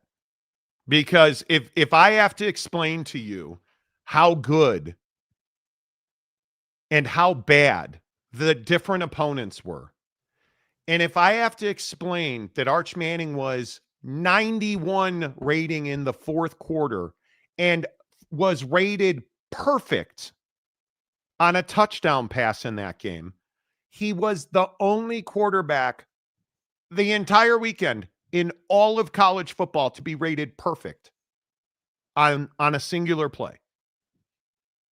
Perfect on that touchdown throw. And you want to take that guy and compare him to your true freshman quarterback who was really average against New Mexico. I can't fix stupid, dude. Like, it's unfixable. And I appreciate the $10, and apparently you've been here regularly, they say in the comment section. This is why we don't read non-member comments unless you pay. because you always get stuff like this. It's unbelievable to me. Stats can be used to fit whatever narrative or argument you want. Some stats like But QBR. what's funny, and I agree with you, Mike. Obviously, I agree with you. But what's funny is these type of efforts with stats. It's not just that you're trying to manipulate the stat to fit a so-called narrative. It's that the stat you're using does such a poor job of, doing and making the narrative you're trying to make that it shows us your incompetence in understanding analytics and understanding the way analytics work for a quarterback, not only in one game, but through the season and how those analytics build as the season goes on. That's the funny part to me. I think it really is. I should look up the exact definition of QBR just so people understand what it is.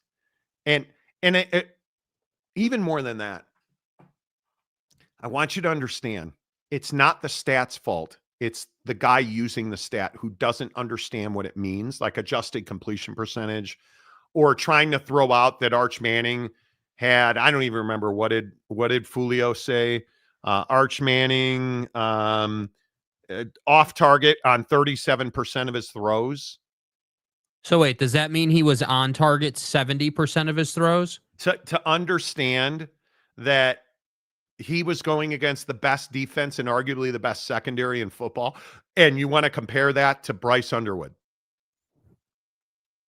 And you want to use Bryce Underwood's adjusted completion percentage to do that. That's comparing apples and onions. There's no comparison. I am a believer that if you read a box score, you're lost in the woods. I would encourage you, even if it's just for one season, go subscribe to PFF statistics. It's a screening process, but go subscribe to it. It's big money, but it'll change the way you watch football games, and you will understand why this is just such a ridiculously bad comment. I mean, it's amazing to me, but it's fine. OU 34, Michigan 17. Nah, it's not going to be that far. I don't think because I just don't trust the complete picture. You know what I mean? TJ Beck, boys, does Kyle Whittingham retire this coming year? Depends on the outcome. Ask me in November, dude. And I think you said his OC is next head coach. No, it is his defensive coordinator, Morgan Scalley, who is the coach in waiting, contractually the coach in waiting. Which I still find to be wild. I still think that's incredible. Not that it's undeserved for the work he's put in, but like I think it's been long enough now that people don't remember what Morgan Scalley did at one point in his career. And again, everyone makes a mistake, second chances, totally get it. Guy's shown commitment. I'm not saying he doesn't deserve it, but it's just hilarious to me that contractually a DC is on paper agreed upon with the athletic department in the school already that he is going to be the next head coach, especially in a time when Utah, in my opinion, is trying to, boost their brand, boost their notoriety nationally. You would think they'd want to do a national search. Like I'm curious how that will work out for him or for them. I don't. That's wild. 2 hours away from kickoff, Dallas and Philadelphia. Have you guys gotten on Prize Picks yet? Because Dak Prescott is still the half-yard play. And I'm telling you, it is pretty amazing. And it is, boy, Dallas needs to look good tonight. Does Jerry die on the field if they look bad? Probably shouldn't joke. Why do you keep saying if they look bad? When they look bad, we my bad. know it's going to happen. We know that they would have traded Micah only to look absolutely trash in week 1, dude. I had my adjusted completion percentage moment. My bad. Dak's, QBR 8,000 adjusted for how tight his jock strap is probably not going to be real high tonight, but he's a solid pick on Prize Picks. Jock strap is full too, Yeah, there's not much space in there anymore. Prize Picks, download the app, use the promo code Monty, Monty Monty, to open up a new Prize Picks account. You deposit $5, they'll give you 50 more in free plays. And I'm telling you, $55 will take you the whole season. Dak Prescott, this is a win. You're going to make 3 selections. You're going to flex play that, and you're going to get paid. It is Dak Prescott for half a passing yard. CeeDee Lamb, does CeeDee Lamb score a touchdown tonight on that defense? Saquon Barkley, 96.5 yards. What do you like that one, Jake? I love that one. I would rather... a touchdown. I do like it. I was going to say, I'm going to take the Goblin for a rushing or receiving touchdown. You're going to take... It's a Goblin. That's right. Yeah. Here are Saquon's other stats. 96.5 rushing yards, 19.5 rushing attempts. 2 receptions. Oh, I like that a lot.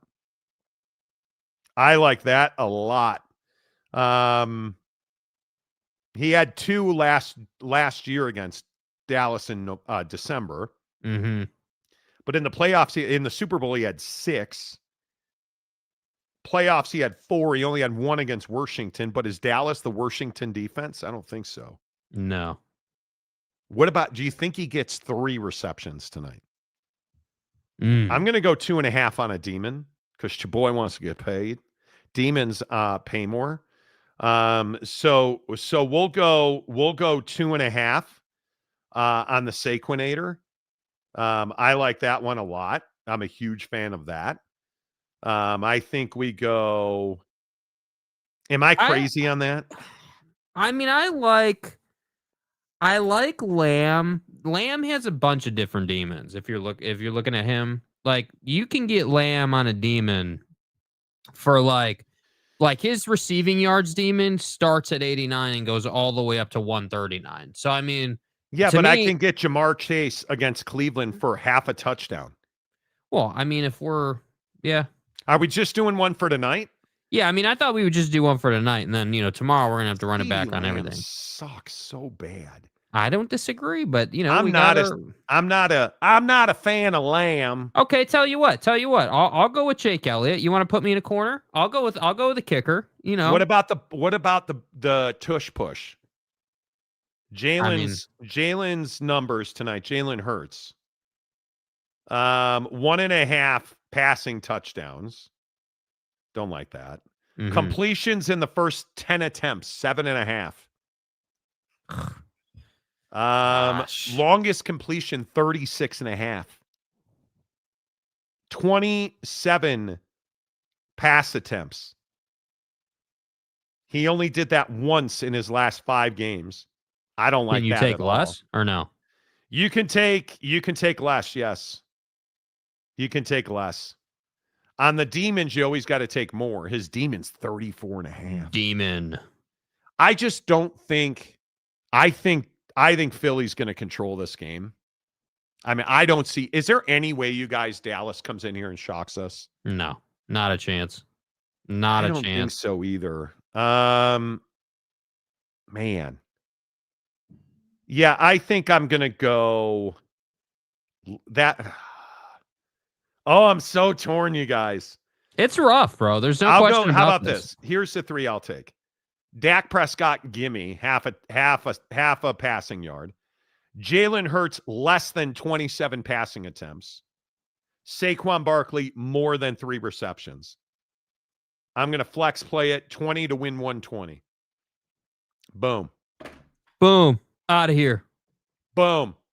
What do you got tonight, Jake, on Prize Picks? You're on a heater. You're on a heater on Prize Picks. Well, so I'm on a heater with the U.S. Open tennis. My baseball heater from last night to have, Schwarbs, the great gambler, and Aaron Judge all go deep for 1 home run. Yeah, we went 0 for 3 on that one. So don't ask me about that one. But tonight I'm doing Dak Prescott for half a yard. Jake Elliott for more than 2.5 PATs made, and Saquon Barkley for more than 13.5 receiving yards. That's what I'm going with. I feel pretty good about that. Why are you a kicker guy? Well, because Monty, Jake Elliott's adjusted leg strength, DPRX is more than 10, so it makes sense. Yeah, I think God damn it. Why didn't I take Jake Elliott? Because now you're making me I hate you so much. See, do you guys understand? Anita Dick and me. This is what I deal with. Yeah, it's a tough life, bro. And you're actually, for once in your ever-loving life, you're red hot on Prize Picks. Mm-hmm. Like on a heater. Well, oh man, dude, I can't lose. Let's bet some tennis. Like he goes into Prize Picks and he starts cashing threefers on tennis. And it's like, come on. How many games? How many points is Carlos Alcantara Leather gonna win tonight? How many points can he who accidentally shaved his head make tonight? It's ridiculous. The way you've been winning. When Jake and I used to play golf together, we don't play golf together anymore. Mm-hmm. Mm-hmm. Which is fine. I mean, here's the deal. I've got Jake bounce. Yeah, I've got. So here, this is, and to say I've been on a heater overall in Prize Picks is not accurate because I'm not really all that good at Prize Picks. Well, you won on tennis. Yeah, I won on tennis, but before that, I had 3 demons, 20 to win 380, went 0 for 3. Then because Arch is such a garbage quarterback, apparently went 0 for 3 in college football over the weekend with Arch, Contravian Wisner, and Garrett Nussmeier. All 3 flopped. Okay, then I had the 3 for 3 in tennis, which, again, I'm proud of myself for this one, right? Oh, Alcatraz and his bald head. Alcatraz Island, less than 29.5 games. He only played 22. Ben Shelton, less than 33 games. He had 28. In Sabalenka, 21 aces. Okay, Sabalenka. Cool. Okay. He just said Sabalenka. Yeah, Arena Sabalenka. He's pleasured himself to some girl named Sabalenka. Yeah, you know what I mean? And so, but before that, I hadn't won in like 4 rounds. I was ice cold. So, I used tennis to reset. Okay. Greg Hawkins, hello. QBR seems like it's actually closer to F4 for football nerds. Kind of. F4. It is a complex formula, I admit. Passes, I was right about this. So screw you, Michigan. Yeah, so suck it, whatever your name is. Passes, rushes, sacks, scrambles, or penalties attributed to a quarterback divided by adjusted EPA. What is this, an emissions conversation? EPA is adjusted based on the type and depth of pass and where the QB was pressured. So that's why I'm telling you, QBR is great over a long stretch, 3 games, half a season, a full season, 1 game where maybe the right tackle or this guy, it's a terrible stat on a game-to-game basis.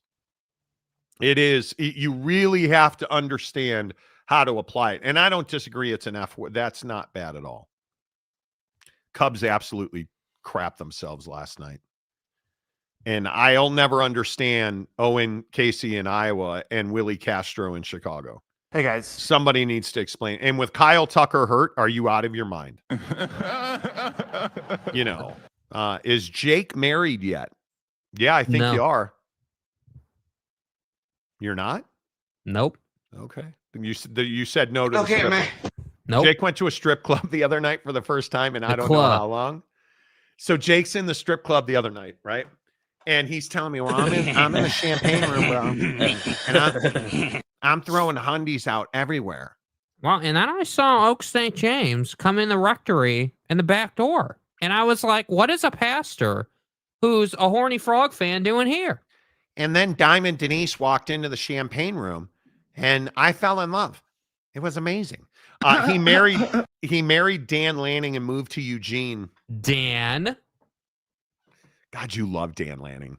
Stay hard. You really love Dan You can't Lanning. make a great argument as to why he wouldn't be number one on the depth chart for Alabama when they do inevitably fire Buddy. Other than the Just fact he didn't win. He hasn't won anything. I mean, if that's your only reason, find me a guy who has one that's actually available because they don't exist. Okay, so bros. Fucking A. Oh God. Oh God. So I'm selling this launch monitor online. And this guy's what now platform are you using? Are you using KSL or what are you using? Yes. Okay. Yes. Okay. He's gone from 300 to 700. Oh, but hold on. I thought you were broke, bro. I thought you were broke and can't, you're living on top ramen. What happened? Who are you, a Michigan fan? Like, I don't. Explain that. Yeah, and you can't. You can't. So what are you going to do? I'm not going to do business. I told him I'm not interested. I'm good. Thanks. I'm not interested. It just is, yeah. Jake went the champagne room, but wanted Tang. Yeah. Champagne. And the Tang he means is space cadet Tang. Probably shouldn't be doing this motion. Anyway, the orange like Tang. Drink Tang. That's what you. Okay. Okay. Bro, okay, hold on. Yeah. Can we? Yeah. What is I just had a patient stop by and talk. What, a patient? Well, Now hold you're a on. Well, now fucking you're a doctor? doctor? I thought you were a priest. Like, what does Okay. that mean, dude? God. A patient? Ow. Pause, bro. Pause. Like, what are you, a mobile doctor? Do you carry the little bag around and roll up to the patient's house? Is that what it is? Yeah, I don't know. You're not that guy, pal. Trust me. You're not that guy. I don't understand what it is. I don't want to. If you're a therapist and you work at Michigan State, I don't want to know. Just don't tell me. Nice Lie to me. phone. Lie to me and tell me that you're a priest. Just keep throwing out the priest thing. Doesn't make you feel responsible. You're now, and now it sounds like you're a Penn State fan, which, hey, Pederass you. When did you become a doctor, bro? Like, what do you mean? You're not a doctor, guy. Oh, we have clarity. He's Fuck. provided us clarity here. What has he said now? What do we have? I work at a facility. For people who have substance abuse issues. Okay. Cocaine is a hell of a drug. So is that why you say some of the ridiculous things you say? No, I can't with you. Dude, I one of us can't. passes the fuck out. I can't with you. Is that I why you're a want fan to. of so many teams? Like, Just because Jimmy came by your office and left a bag of that powdered stuff on the counter and you decided to go ham, is that why you're a Kansas City Chiefs fan? Yeah, Right, I like football season, all the things that go with it. How on a daily basis do you go from being a diesel mechanic, banging a Walmart manager, to a priest who's now a doctor? How? Cocaine and hookers, my friend. That's the only way it makes sense. Cocaine and hookers. Notice we said strip club and you came out of the woodwork with, well, a patient came by and I got a story for you. Strategy, sir. Like, how, man? She came by. My bad. I forgot that was the new name. The proper nomenclature. My bad, dude. Sorry. Yeah, Greg. Greg's like, yeah, I also work at a facility for people with substance abuse issue, and it's called a movie set. Greg's actually an actor. And amazingly attractive, which is awkward on this. Stay hard. Dude, You know, John's it comment right below, dude. Is Vibrator James a real? Bro. Dude. Oh! Vibrator James has to be your new name, bro. Please. Please change your YouTube handle to Vibrator James. That's incredible, dude. Pause, bro.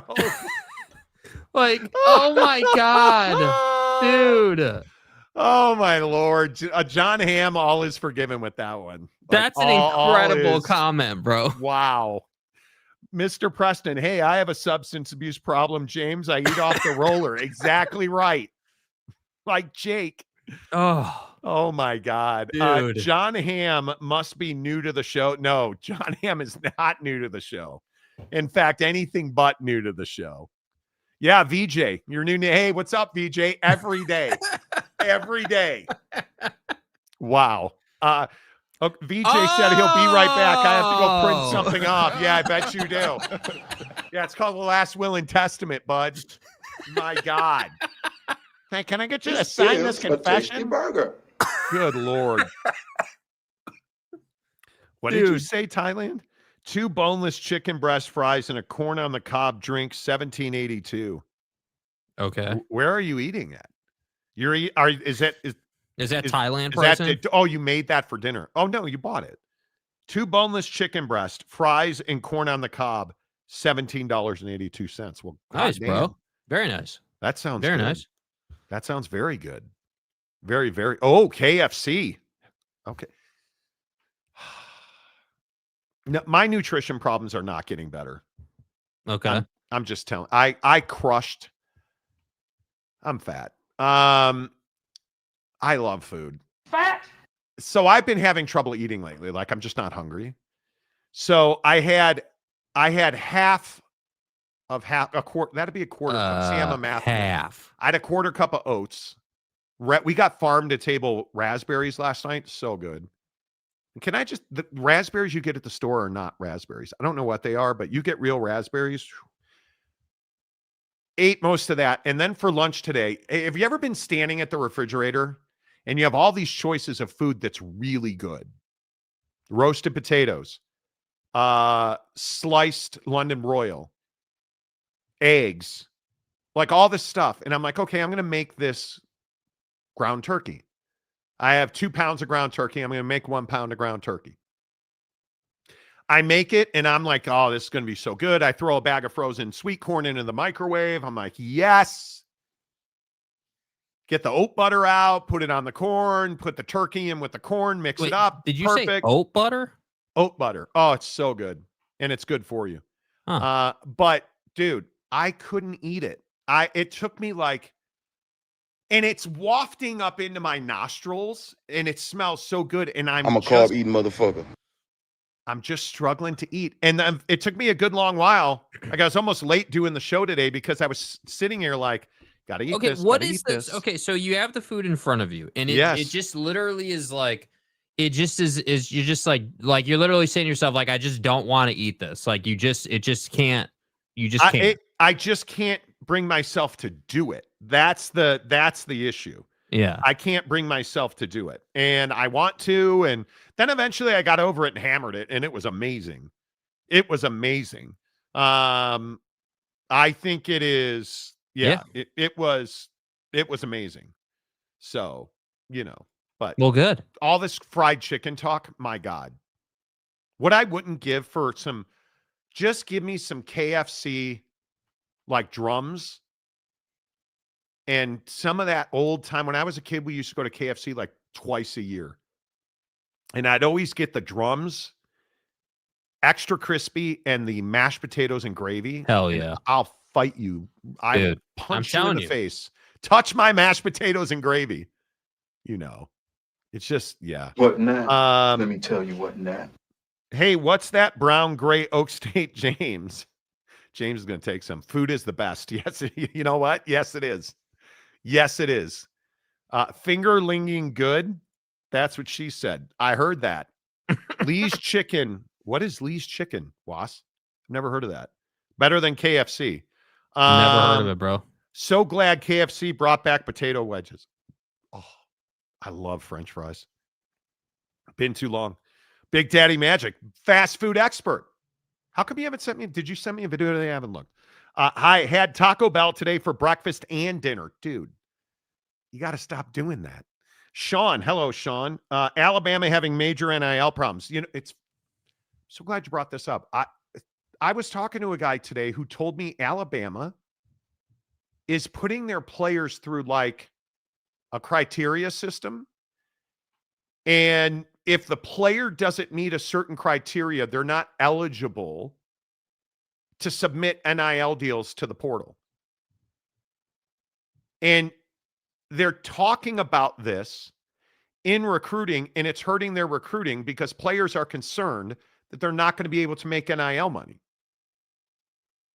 It's the weirdest thing I've ever heard. Like, why are you... Because I don't think there's any doubt Alabama has talent. But there's a real question about how much money Alabama has to spend in NIL and how much they want to embrace big NIL. And I don't know, Sean, it's interesting you bring that up. I was shocked at how bad Alabama looked over the weekend. I think we all were. I think we all were, man. Breaking ground here. Yeah, right? yeah. They're talented. There's no question about that. They are talented. But are they spending money? I think that's an interesting question. Eric Wasikowski, BDM, how's the new Mountain Dew flavor? Ooh. Brandon Unruh, quit eating the junk man-made food you think is healthy and eat whole food. An Impossible Burger is worse for you than a regular burger. Yeah, I don't know if I agree with that. I think if you just give me a ground beef patty, okay, it's better for you than an Impossible Burger, depending on which version you buy.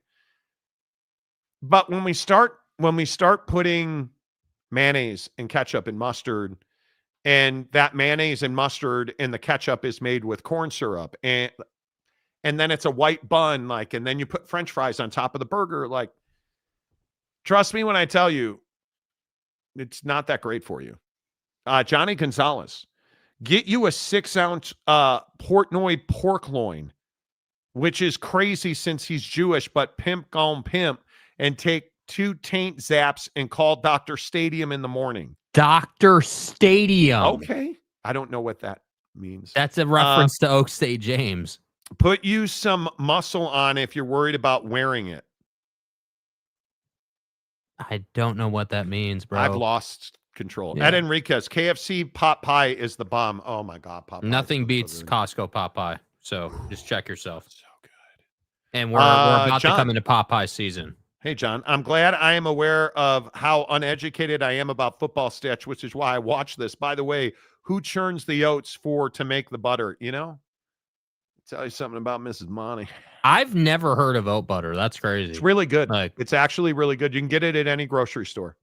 It's really? I don't remember what it's called. It's in a little rectangle box. It's really good.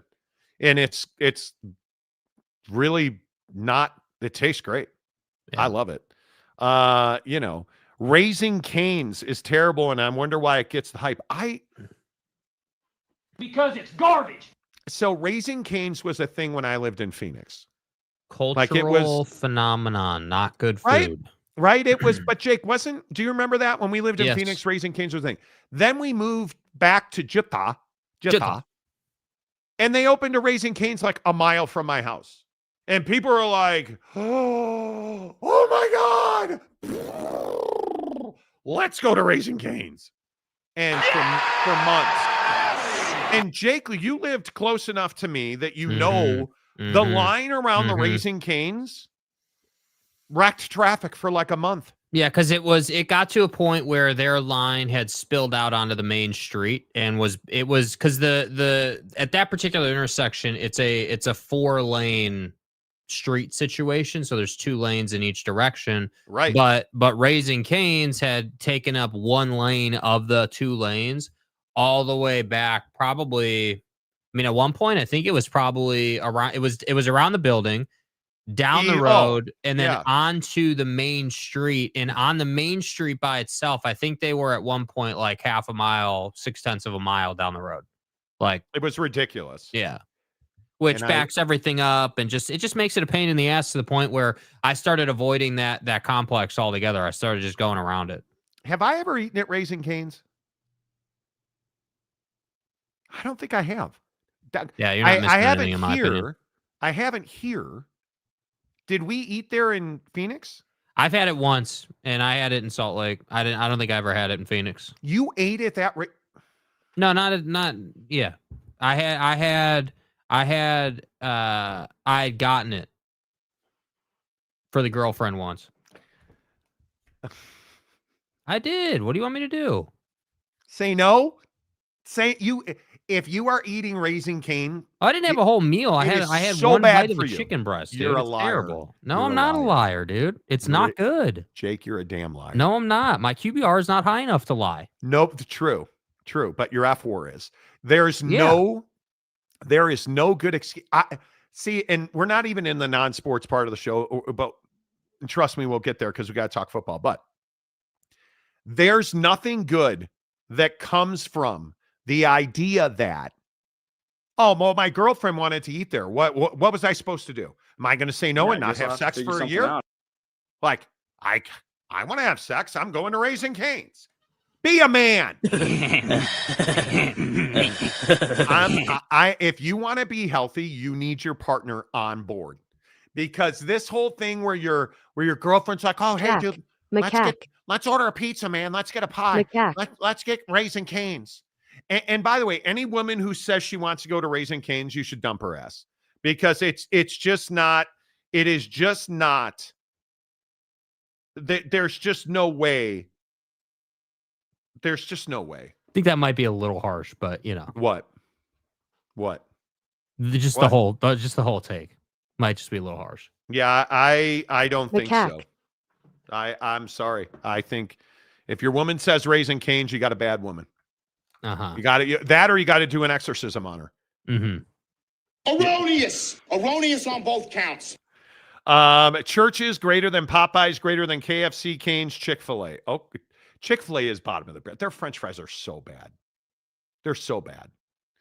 Gumby, oat butter sounds like something Diddy would endorse.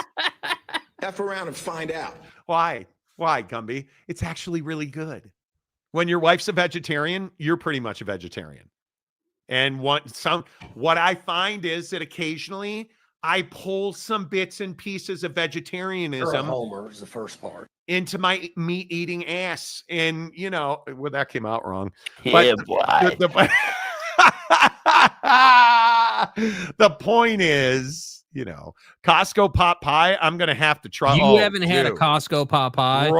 Brother. You have to try it, dude. Oh, it is so good. Brother. It is incredibly good. So good. Charlie's chicken is 100 times better than Cane's. Again, haven't heard of Charlie's chicken. What the hell is that? Charlie's chicken. Charlie. Like, are you really? Oh my God. Like, what is going on? Like, what is this dude saying, bro? What's happening? We want the deets. Mrs. Monty's executing the transaction, and oh, so you are selling to him. I'm looking at he changed his tune. I'm looking at my Ring doorbell camera. This guy's at not your broke. house? This guy's not broke. This guy is not broke. This guy is not broke. Okay, what number did you get? Did you get him back up to 8? Let me have the transaction executed, and we'll talk about it. We'll talk about it. Did Mrs. Monty bring the Beamer back in one piece? Yeah, I think so. Yeah, she hasn't rashed the. Let's move on. 2 locations in Utah, 1 in Draper and 1 in Murray. Okay, never heard of it. That you couldn't have told me about this before I left Salt Lake. You had to wait till after. Yeah. I mean, what kind of friend does that, dude? Chad Perling, I'm hungry for some football. See what he did there? He kind of tied the two things together. Stop trying to be professional about it, Chad. Stop trying to get us back on track. Come on. Please give us a quick take on Pac-2 versus new Pac-12. Fresno State, Oregon State, saying, I think it's fine. They've got it's not going to be a quality of football issue. It's going to be a quality of human being issue. And I think that the new Pac-12, it doesn't even matter, because they're going to struggle financially because of all these lawyers' fees. Right? Like, it's just not. I don't have an axe to grind with the universities themselves. I mean, Boise State was shockingly bad, but they've had some duds and openers, right? And now you don't have Ashton back there, so you're going to have to adjust. But this doesn't even matter until a year from now. But the lawsuits are what the problem is. Joey B, Monty's BMW parked in the parking lot needs its own live window, mini window. It really does. It really does. That awkward guy. I think I'm going to go get some Raising Cane's today. Haven't had it in a while. Dude, don't die. Don't die. So, Jake, did you really move to Eugene? Yes. Yes. Okay. Dude. James, it can't be every day that you tag me in a reel during the show. Wait. So I'm watching the Ring doorbell transaction happen. Right. And they're discussing. They've exchanged the goods. Okay. So, okay. I think we're yeah. Okay, so this dude rolls up in a Tesla, what looks to be, and I think it's a Tesla Plaid, which is like super car. And he's like trying to this is why I hate selling. I'll never sell. I will never do this again. I will never do this again. I won't. Mm-hmm. I'm not doing it. I am not doing it. What, James tagged you in a video? Yeah, tagged me in a reel. Let me see what it's about. I don't want to know what it's about. Do we want to know what it's about? He's showing me some kind of piece of paper here. Okay, here. I'll just, And now we're going to put him on the show. Okay. Hold on. Okay. We lost it now. I got to find it again. We do. Hang on. It's gone. It's like he deleted it or something. It's gone. I don't know. Literally, it's gone. Okay. I mean, it's fine. Yeah. We got it. This is one of the non-sports stories today. What? The lottery. Oh, the lottery. Powerball's at 1.7 billion. Yes. I think I'm making the drive to Evanston. You should. I think I'm going to. Chad Perling, I would have borrowed a Civic to make the transaction. Exactly right. No, I have a Hawaiian shirt on. What does that even mean? Okay, here we go. James, got my parking permit today. Not all construction is great. Unfortunately, TCU is building a new dorm literally right next to the student store. What is above his head? They're in beautiful Fort Worth. So parking's going to come at a premium. So need to make sure that I don't get a ticket when I have my first intensive class come October 6th. So what is going on with your screen right now? It is what it is. And yes, I am a hospital chaplain. And yes, occasionally during the show, people will stop by and want to talk. Bro, I don't know what every happens. time you play an Oak State James video. I don't know if it's like interference with the phone or it's bad juju because it's an Oak State James video or what, but okay. Eugene, way more expensive than SLC, right? No, miles cheaper. Cheaper. Okay. Mrs. Monty reports that the transaction was executed, you guys. Okay. So, it works. Hey, I'm not saying it doesn't work because the last few days I've made some money, but it's so frustrating. And I'm thrilled with it. Yeah. Let's just go ahead and go over here. You guys wouldn't believe. I think people treat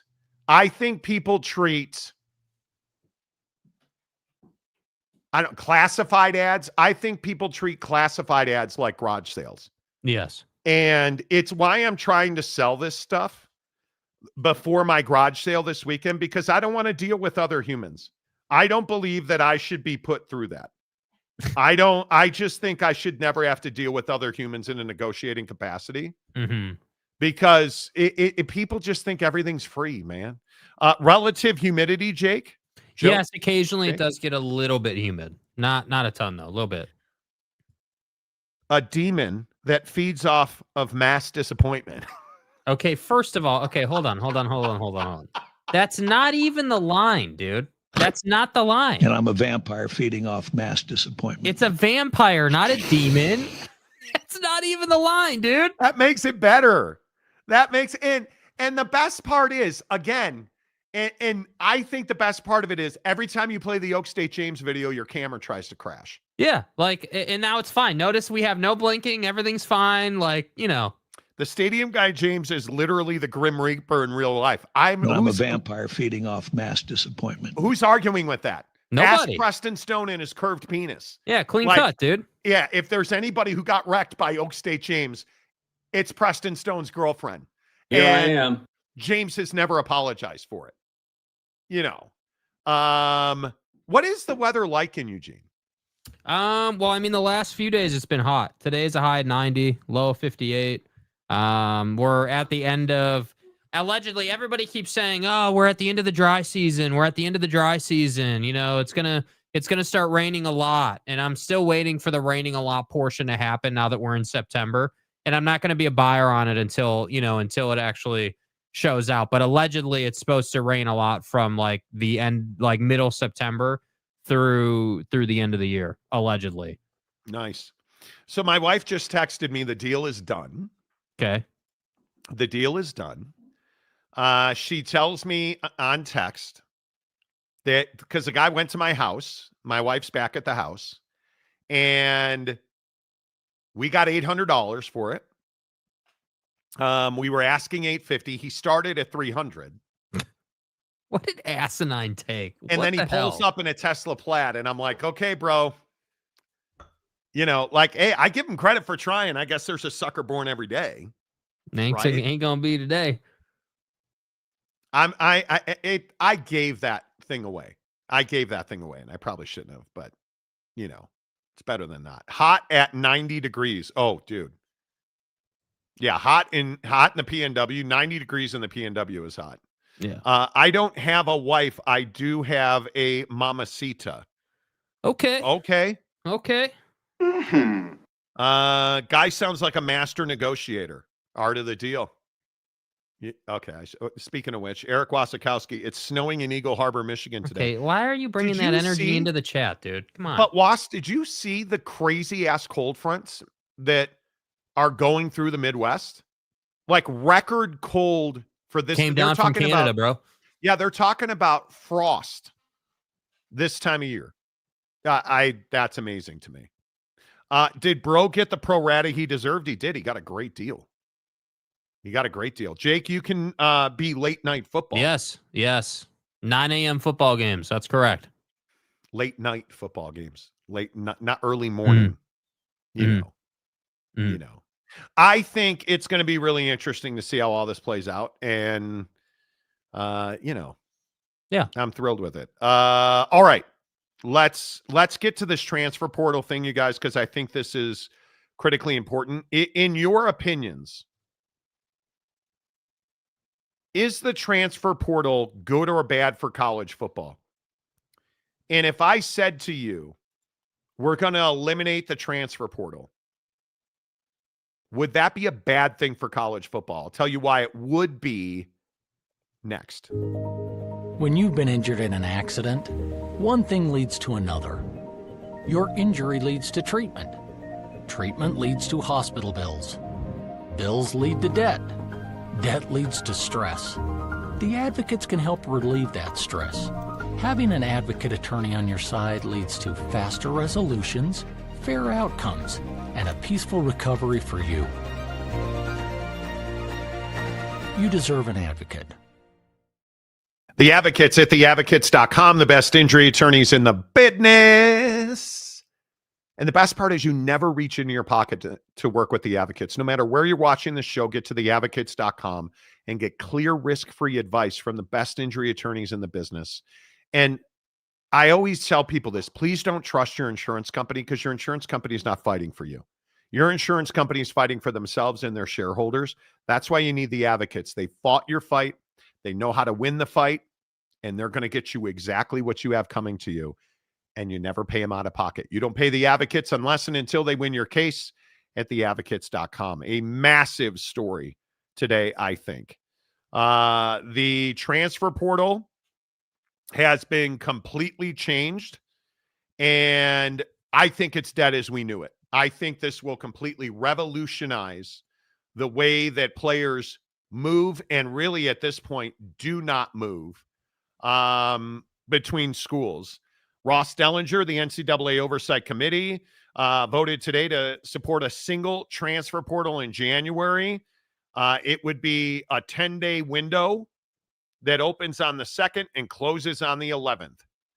And I think this is a completely different scenario now. You no longer have the kid who will transfer in the December window and be able to be at bowl practices and postseason practices with his new football team. Now he's going to get in the portal in January, and he is going to have the benefit likely of enrolling right after the holidays and hoping to be there for spring practice, depending on where your school is and when their spring practice is. But I think this is terrible for the players. I think it's exactly what all the coaches and ADs wanted and GMs wanted. They also got a dead period in December now, which is completely dead. There is no more recruiting, letters of intent, nothing. December now is a complete dark period. December will have a no contact designation, and the contact period will be January 5th through the 31st. And I think this is great for the universities, Jake. I think it's terrible for the player. Yeah, I mean, I think that, I don't know that I would say it's terrible for the player. I do think it obviously restricts the player more. It obviously, requires more commitment out of the player, right? I mean, you're going to have to be more definitive with your moves. You're going to have to be, you're going to have to be smarter about it. There's not as much flexibility in it. There's more, quite frankly, there's more risk for the player in, program to program, right? I mean, if you're only able to hop once a year, or when your coach is fired, that's a completely different setup than what we have now. And I think that the thing here is coaches can't have a situation where kids just come and go as they please whenever they want to, which is essentially what everyone's been dealing with. And I think that the January timeline, I don't necessarily have a huge problem with the January timeline overall, only because you're saying, hey, we don't want transactions to be going down in December. And I'm a firm believer that if you're going to be in a January portal, in December, you're going to be in the January portal. You've known that for a while. That's not like breaking news to your team. And so I also think it allows people to plan. And I think that that's the thing is like, hey, yeah, there's this dead period in December, but before the dead period, we're already planning that. I mean, imagine a team that has no chance to go to the playoff, isn't going to go to a bowl game. Everybody and their mom knows a bunch of people are getting in the portal. Like, it's not a secret. So I just think I agree that it's not great for the player, but at some point the player has to give some concessions to make sure that the system, runs as smoothly as it can. Being that now you're making money and being that now, there's all this change from program to program. I just think that this was a necessary step. I don't think it's perfect, but I do think it's what needed to happen. One transfer portal window is brutal. And I understand the December thing was an absolute non-starter. We've talked about this before on the show. Yeah. I think it's incredibly unfair to be asking football coaches preparing for playoff games to be worried about national signing days and letters of intent and recruiting and contacts. And I think that's incredibly difficult to do. But on its face, have no problem moving a transfer portal to January. But why eliminate the second one? Because now what you're saying is if a kid has a bad spring and he doesn't win a starting job, he can't transfer for summer and fall and go to another school where he has a chance to compete for a job. You're limiting opportunities. And I that's what every one of these moves that the adults are making does. All it does is limit how much a kid can make, limit who he can make it with, limit where he can go play football, when he can transfer, how he can like all of this house settlement stuff is just a fugazi now. It doesn't exist. It's not real. It's magic. It's made up. Mm-hmm. Doesn't exist. Yeah. I mean, I think that, I guess part of me, Like, I don't disagree with you. There is part of me though that's like, hey, like these kids, it would be good for these kids to have to like actually compete and know that if they don't win the job, they are going to sit their ass on the bench and not play. Like we in college athletics, in my opinion, there's too much. Oh, I didn't make it on this roster. Let me go ahead and hop in the portal and go to another one. There's too much easy buttoning happening with players, in my opinion, which is leading to, not great culture. Not that they made this move to fix culture, because they didn't. But I just think that the idea of like, oh, hey, like I wasn't good enough here. So it's like noodle arm quarterback, at Utah who transferred. Like, it's that type of situation where I'm like, dude, how poor of a teammate are you? Like, how selfish are you? Like, if you're a guy who can't win a starting job, you're not a guy that's going to go out and be getting just, massive NIL deals anyway, right? Like, if you're not a starting quarterback in college football, you're not getting ridiculous amounts of NIL unless you're the one-off guy that, has a whole brand and a shtick on social media that's worth something. And that's not, most guys are not that. So I just think that while I agree, this move limits opportunity, it limits your ability to move, which theoretically limits your ability to make money. On the flip side of that coin, I think a massive benefit is saying to a kid, hey, yeah, if you don't like it, you can sit your ass on the bench for a year and figure it out. Like, I think that's part of it. Like, that's, I mean, again, again, I never played major college football. I played some college baseball, but not a ton. Like, I never had the opportunity of like, hey, you don't like it? Well, we'll just hop in the transfer portal. Like, I don't love that dynamic for athletes. That's not the essence of sports. The essence of sports is competing and winning a job. And if you don't win that job, continuing to compete. That way, when someone inevitably gets hurt, you're ready to go. But that's not what this is anymore. And so that's why I like this, because it sends that message. But I agree with pretty much everything else you said in terms of limiting opportunity, without a doubt. Yeah, I really hate that everything that they put forward limits the opportunity for guys to make money. And that to me is all this is. It's just ways to make the player stay in place and make less money. Mm-hmm. That's the issue to me. But hey, what do I know? I'm not a football player, and I totally get it. All right, let's get your comments in here. What do we portion size at Nando's is spot on. Look at this picture that King of Thailand sent me on nice. Twitter. Dude, that looks really good. That looks real. You just need a dipping sauce for those fries, and you're in a great place. Yeah, just hand me the French fries. You can have the corn on the cob. I want the French fries. Amazing. Like, yeah. Hey, I just made a good investment. $75 so I can park on TCU's campus for a year. That's much better than getting a couple of parking tickets and owing like $150. Well, yeah, truth. No doubt about that. John says the G6 will benefit from this, especially during bowl season. Absolutely. It does give the G6 more opportunity to compete for kids. I agree with that. I absolutely agree with that. And you're right in the fact that if the transfer portal is December 2nd, January 2nd, by October 2nd, you probably know where you're going.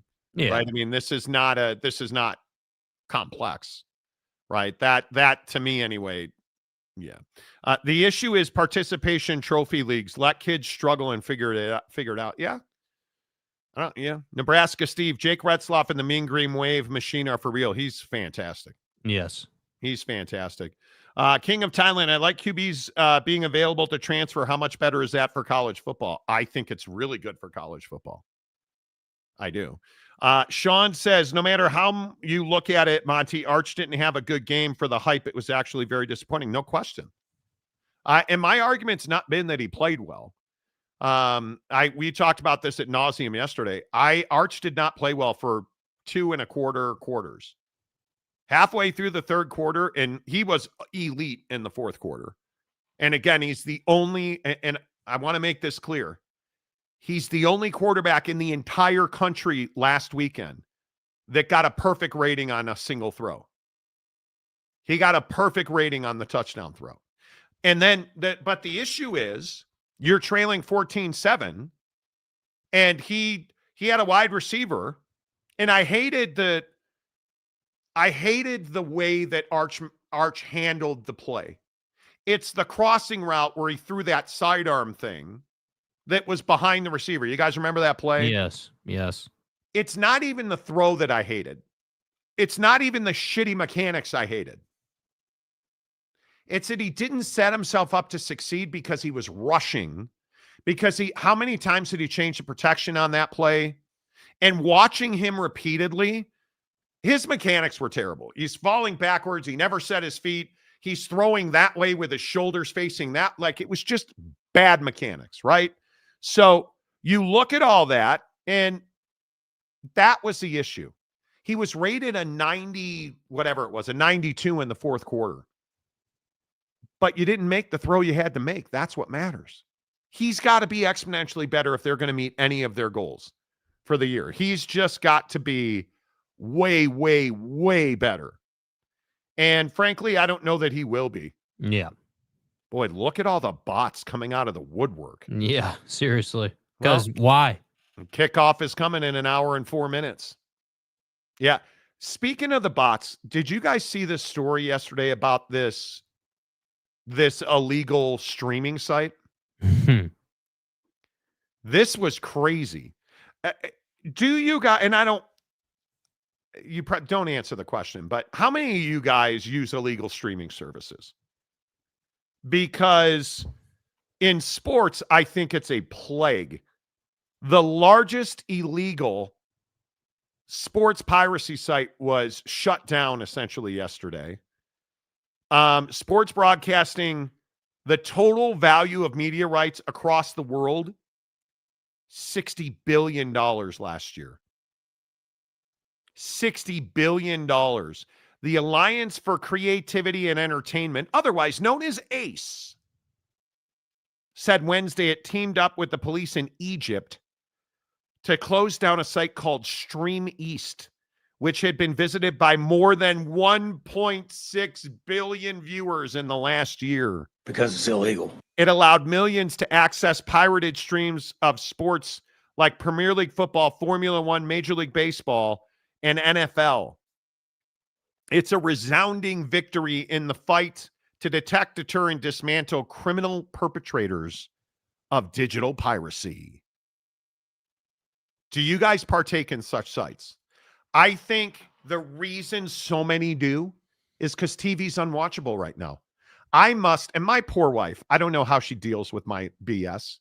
I must bitch on a daily basis and probably multiple times about how difficult it is to do something like watch a rerun of ER and then turn on the Cubs game and then flip over to a college football game. Or flip from a college football game to the Cubs game. Can't do that because Cubs are on MLB app. The college football games are on the ESPN app or on YouTube TV. ER is on HBO Max. Like, you can't do that. And it pisses people off. I know it does. I read the Consumer Reports. Consumers hate that they can't watch a single platform for all of their entertainment. And at some point, somebody's going to figure it out. Somebody will figure it out. Because when there's a big UFC fight, you can go on TikTok and watch it for free. Mm-hmm. And it's just Jimmy happening to be, oh, look at that, a TV in the background. Why don't you guys follow my channel? Next week, there will be another TV in the background. Right? Like, that's what it is. And I just want to understand. I want to understand why TV is doing this to us. Because that's all this is. That's all this is. Yeah, I mean, I agree. I think people don't want to deal with the pain in the ass, but I think ultimately it's that people don't want to pay. They're tired of having to pay. That's the thing. Like, I think that's why it's funny you bring up the UFC thing, but that's why Dana White did what he did, right? I mean, that's why you went. What was it, to CBS? I believe it was, right? No, didn't they do UFC is on ESPN? I thought. No, they've moved. Or WWE. No. UFC moved to, I believe, CBS through Paramount. And every fight will be free if you're a subscriber to Paramount. I believe it is. And it's one of the biggest deals in the UFC history. And I think that's why they did that, because people are just sick and tired of paying, and the pay-per-view is it's excessive. You're constantly having to pay to access the content. And again, really it is layering too. It's like, hey, I got to pay for, now Paramount. And then if it was the same setup, now I got to pay the pay-per-view on top of the subscription to view your content, which is why they changed that. So I think that people are just so sick and tired of everything being so damn expensive. That's why pirating is so high right now. Yeah. Yeah. And I don't know, did they charge people to watch that site? I mean, they must have. You don't do it for free, right? But I don't know. I think it is more pervasive than people think. Yeah. And that's a big deal.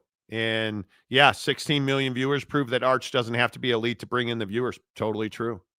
Wasikowski, social media just needs to be shut down for a year. See what happens to society. God almighty, please let that happen. That would be incredible.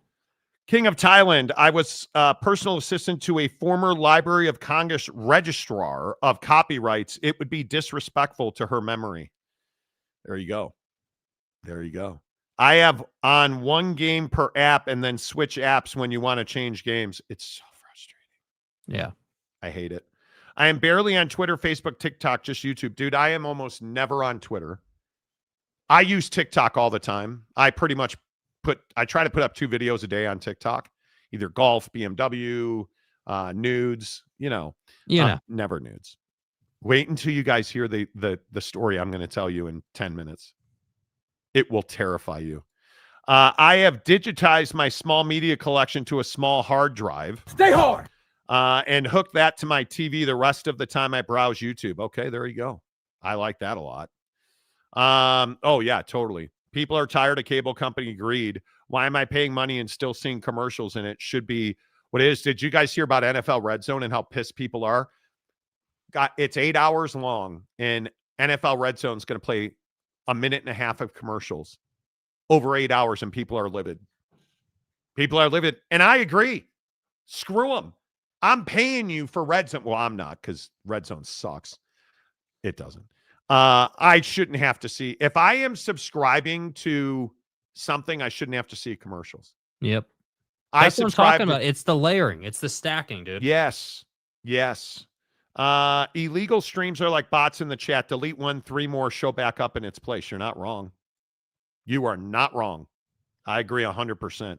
Mm-hmm. No Stream East was free, just had a ton of pop-ups. I see what you're saying.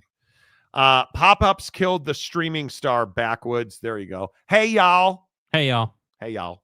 I don't remember. What are the new initials? VJ? VJ. Bro, you have over 30 cousins? What? What? You do this to yourself. You understand that. When you say stuff like, I used to smash with a Walmart manager. Was she your cousin? I'm going to ask.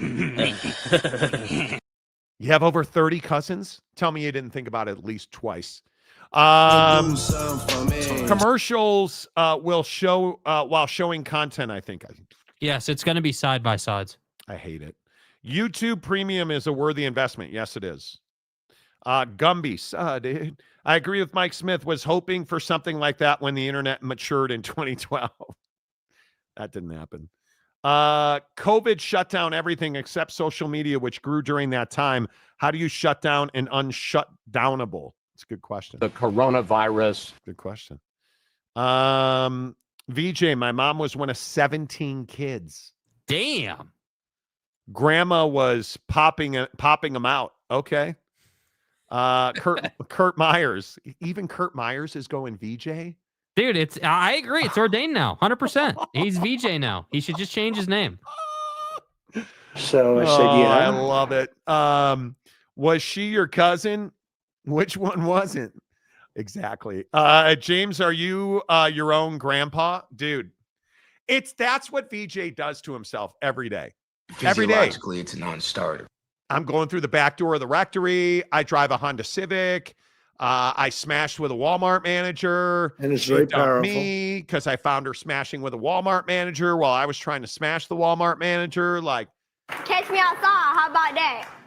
it's very convoluted. Pause, bro. You know, it's very convoluted. Yeah. And stuff. But yeah. All right. Let's talk quarterbacks real quick because we do have the Dallas Cowboys and the Philadelphia Eagles. Is 8.5 too much in this game? No.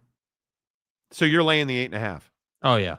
Yeah, I think the Eagles are going to win by 14 to 17 points. Okay. Comfortably. I guess I don't disagree with that the Eagles will win comfortably. I don't know. Maybe I'm too much of a Dak fan. I'm not, but again, CeeDee Lamb's his best receiver, and I think that's a recipe for disaster. I think that is a recipe for disaster. Yeah. I truly do. Yeah, this is a game to make money on tonight for sure. Yeah, I would take the Eagles. Eagles to cover. But if they cover, it's got to go over. Yeah, probably. That's 24 points a club. Yeah, probably 50, 55 points. Yeah. Right? Yep. I think. Something to that effect, yeah. Philly 31-17. Ooh. 16 points is right. Okay. All right. Thailand. Dak gets hurt over under. Guy. Like, what is the like, come on, man. It is what it is. Why do people hate Dak Prescott? Can anybody explain to me why people hate him? Yeah, I don't know, dude. Like, what is he got a punchable face? I don't know. Here I am. I don't know. Eagles in loving memory of the Tanner voice. Guys. Eagles. Guys. I hope Tanner Plummer's all right. I haven't seen him in. He's matured off of the show, you know. Philly puts up a 50 burger. Wow. Okay. Man, do you really think they'll do that to the Cowboys, dude? Damn. Yeah, Giorgio Armani died today. Damn. Yeah, 91 years old. And you know what he said in his last interview? His only regret is he's worked too much and he has spent almost no time with his family. And now he's dead. Like, that sucks. That sucks. Gets a lot of money. Yeah. I drink your milkshake. I drink it up. Guy, don't get weird on me. There are just this is backwoods, lines. Mike Day. There are just certain lines. And that movie is crazy. And I am telling you that I don't know that it destroyed him, but Daniel Day-Lewis never recovered after that movie. You seen that guy around lately? No, you haven't. The intensity and ferocity he had is, dude. I don't know if my wife's ever seen that movie. I wouldn't watch it with my wife. It's that ferocious. There Will Be Blood is the name of that movie. And it is that milkshake line. If that doesn't pucker your exit wounds, bro, that movie is intense. No question about it. Between that and Butcher Bill and Gangs of New York, dude. Yeah, dude. He got replaced last year during the Lions game. Prescott is overpaid. No, I think he doesn't have the talent around him. He just doesn't have the talent around him. I don't, a demon that feeds off of mass disappointment. Hey guys, why don't you just leave the glory holing to me? I really should. And glory holes. I really should. I really, really should. That is. I like Dak and I want him. If we're being honest about quarterbacks in the NFL, because I think one of the major storylines this year in the NFL is quarterbacks. And I think this is a make or break year for a lot of quarterbacks. And I think my guy, Justin the Sex Machine Hebert, this is a make or break year for him because I think he's never won a playoff game. He's only been in the playoffs twice. And now that Scumbag is his head coach, he should be improving as a quarterback because that lying F is a really good quarterback coach. Amongst being charitable with cheeseburgers, Jimmy Cheatigan is a really good quarterback coach. But if you look up and down, who are the minted gods of quarterbacking? Patrick Mahomes, Joe Burrow, and Josh Allen. No. God.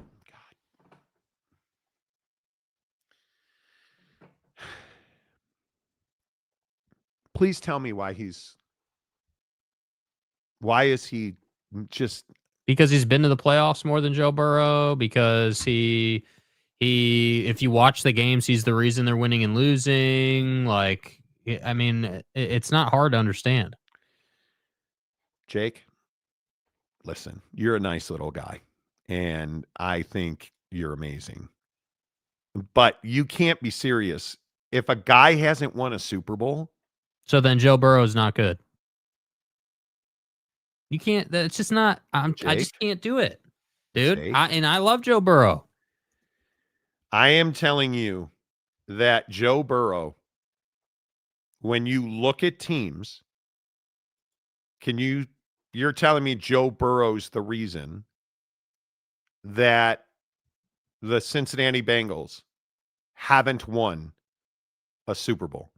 No, Joe Burrow is the reason they've gotten as far as they've gotten. I think the injury last year really hurt him and held him back, right? I mean, without a doubt. Last year. Last year, or the year before last year. Yeah, last year he was the NFL Comeback Player of the Year and had the best season. I think it's close to the best quarterback season we have ever seen in the NFL. 43 touchdowns and 9 interceptions on 4,900 yards. And a rating of 108. I just think it's really rough. I just don't agree that Josh Allen's not a top quarterback in the league. What I said was the guys who are no doubters. And I think he's a no doubter. I think he has to win, and he is the reason they lose. That's a problem. Lamar, same thing.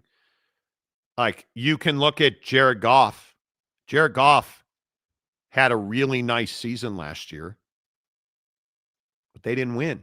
And Jared Goff doesn't win. Baker Mayfield, great year last year. They didn't win, and he doesn't win. Right? I think this is a huge year for Jared Goff and the Detroit Lions on the whole. It's now or never, because that team ain't getting younger and they're not getting better. They are who they are, and he is who he is. I look at a guy like Geno Smith, Sam Darnold. Those guys are inconsequential, right? Lamar Jackson has got to win a Super Bowl in the next 2 years. Because if he doesn't, he will likely never win. He will never win. And he's got a contract that says he has, and he hasn't. I think Justin Herbert has got to win a playoff game this season. And it's going to be almost impossible for him to do, because that division is going to be really difficult to get by. How they win that division, there's no chance they win that division. I think it would be nothing short of a miracle if the scumbag cheaters win the AFC West, because I think Denver might be the best team this side of Kansas City. Yeah, a lot of people are excited about Denver for good reason, no doubt. As you should be. Yeah. But when I look at Justin Herbert has to stay healthy, and they got him more weapons. They got him Omarion Hampton. They got him 3 wide receivers, and they got him an offensive line. Time to throw the football, kid. And the excuses got to come to an end. I say the same thing about Brock Purdy. Brock Purdy's not a superstar in this league. Brock Purdy's not one of the best quarterbacks in football. Neither is Kyler Murray. Neither is C.J. Stroud, Jaden Daniels, Caleb, Kirk Cousins, Jordan Love. Jordan Love, what is your excuse now? Yeah, you don't have one. Yeah, I think Justin Herbert is the quarterback that absolutely has to win now. Mm-hmm. And if he don't win now, I don't know when, because I think you have to win a Super Bowl. If you're Josh Allen, you've achieved everything else but a championship. You've been on arguably the best team in the NFL, and you haven't won a championship, and you've been a big reason why. Like, at least for my guy Herbert, I can say, well, dude just has not had the team around him, and he is taking an absolute beating. That's not the case anymore. It's not the case. Mm-hmm. And I look at Lamar Jackson. Show me you can throw the Ravens to a Super Bowl championship. I don't want to see you run anymore. You've shown us that you're a pocket passer. You can do that. You just won't do that in the biggest moments. And he needs to prove that, right? Like I look at Josh Allen, the turnovers. We got to stop making excuses for Josh Allen on the turnovers. And I thought he got a lot better last year, right? But statistically speaking, Josh Allen wasn't even a top 10 quarterback last year, metrically speaking. And you can't just say, well, it doesn't matter because the Bills fell short of the Kansas City Chiefs again. So it does matter. Right? And Josh had a really good season. Mm-hmm. Cool, you're getting your number retired. Cool that you had the worst season statistically you've had in 5 years. But hey, at least you ran for 12 touchdowns and 500 yards, and at least you threw for, what did he have last year? 28 touchdowns and 6 picks. Interceptions were way down, and you lost. So he needs to, I'm telling you, man, he needs to have a year. And I think guys like in that second tier, Caleb's got to have a year this year. Like, it's all good that you want to cry in your mama's titties, but too much, step too far. Anyway, he's in great shape. He, by all accounts, has had a phenomenal training camp. Now you got to go do it on the field. Yeah, I guess the difference is, and maybe this is just a difference of opinion. I agree that, like, if you look at the different situations, both with expectations and just literally the situation on its own, like, I don't think that anyone expects the Bears to go out and get to the NFC Championship game. All they expect the Bears to do is improve and to take a pretty big step forward offensively, both because it's Caleb Williams' second year, but also with Ben Johnson and all the additions, right? I mean, so that's one thing. But I guess the maybe we just look at, like, when we talk about, like, what was the phrase we used? The goats of quarterbacks in the NFL right now. Yeah. Is that what we said? Like, yeah. Who are the gold standards? The gold standard. I mean, you can sit here and talk about how Josh Allen is the reason they lose, but he's also the reason they got to the game. And I think what's really hard is that, I don't know the stat off the top of my head, but he's faced Spagnola's defense like 4 years in a row. And he's had to go through Lamar. He's had to go through, Burrow that 1 year. Like, he's gone through different dudes every year to get there and just lost. And so what's really hard is, like, all right, are we going to really sit here and say that Josh Allen losing to Patrick Mahomes every year in that defense is not one of the best quarterbacks in the league? But was Reggie Miller one of the best shooters in the history of the NBA? Yes. Well, but he didn't get by Jordan ever. Was Charles Barkley one of the best power forwards in the history of the NBA? Well, yeah, but he didn't get by Michael Jordan. Was Gary Payton one of the best defensive players? Well, he didn't get by Jordan. Like, we can run this down. Were the Sacramento Kings one of the best teams in the NBA? Yeah, but they couldn't get by Kobe and the Lakers. Like, was Jim Kelly one of the greatest quarterbacks in the history of the NFL? Yeah, but he lost a Super Bowl like 37 straight years. Like, we've seen this movie before. It's why we call it a legacy.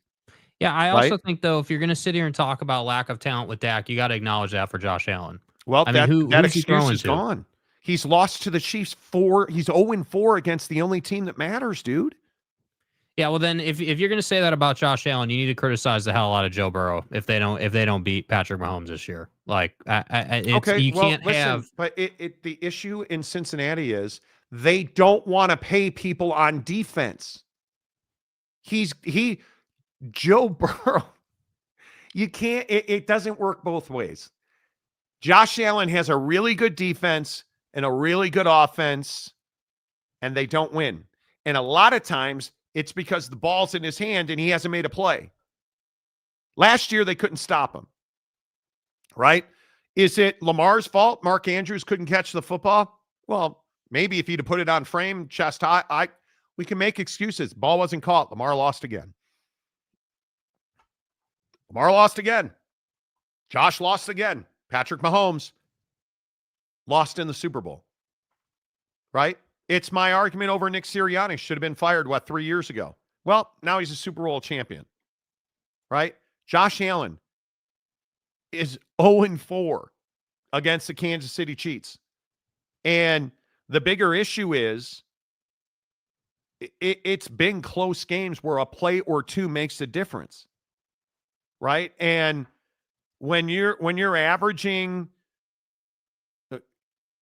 I think his defense against the Chiefs gives up 35 points. Bro, you got to score 36 points.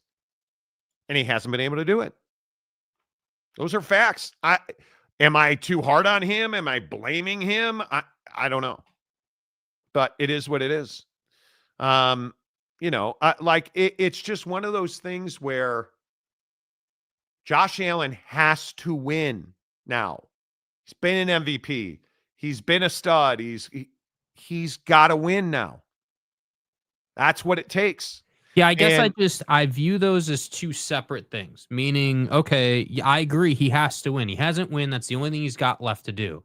But to your point, he's got the MVPs. He's got the individual accolades of any great quarterback, which is why, for me, I say, hey, yeah, you're a great quarterback. Like, you've got the reality of his offense. I disagree that they have a great offense, because they don't. They've got two great tight ends, and you've got a playmaker in Keon Coleman. You don't have a great wide receiver room. Shakir is not shown to be some outstanding wide receiver. He's certainly disagree. He's certainly not T. Higgins. He's certainly not, he's certainly not what Mahomes has had, 2 seasons ago. Like, do you understand? Do you understand that Khalil Shakir, I think he had 800 yards last year. He had 75 receptions, 800 yards. Per capita, he's one of the best wide receivers in the NFL. I mean, it's not a talent issue. They went and got him, and I should look at their depth chart before but like they're going to start like Josh Palmer, Ray Davis, Elijah Moore. Here are their wide receivers. Their 2 tight ends are Dawson Knox and Dalton Kincaid. Their starting receivers are Khalil Shakir, Keon Coleman, and Josh Palmer. You look, Curtis Samuel, they have talent. Does he have the best receiver core in the NFL? No. But neither does Patrick Mahomes. That's the problem. He's not being compared to Jared Goff. He's being compared to the guy he can't beat. Mm-hmm. And what does Patrick Mahomes have that Josh doesn't? I think one of the best defenses in the league. I don't even disagree with that. But the problem is Xavier Worthy, Hollywood Brown, Juju Smith-Schuster. Mm-hmm. That's not better than Buffalo's receivers. That's probably equal. That's probably Khalil Shakir and Xavier Worthy are the same guy. Hollywood Brown, Juju Smith-Schuster. Certainly Joshua Palmer's better than Juju. I mean, I don't know. I think the issue is that you don't have to, we get caught up in rings. You're not elite because you won a ring. I'm a Chicago Bear fan. Jim McMahon was never an elite quarterback. Trent Dilfer was never an elite quarterback. Mm-hmm. But make no mistake about it, part of their legacy is that they're Super Bowl winners. Do you want to be Dan Marino, who is arguably one of the best quarterbacks ever and never won a Super Bowl? Do you want to be Jim Kelly, one of the best quarterbacks of your generation, for sure couldn't win the big game? Like, you are or you're not. And I look at Josh Allen, and the guy is just too damn good to not win a Super Bowl. I agree. His legacy is he hasn't won the Super Bowl yet. I agree with that. Yeah. Well, we'll see. I mean, I think this year the Bills have the talent to win.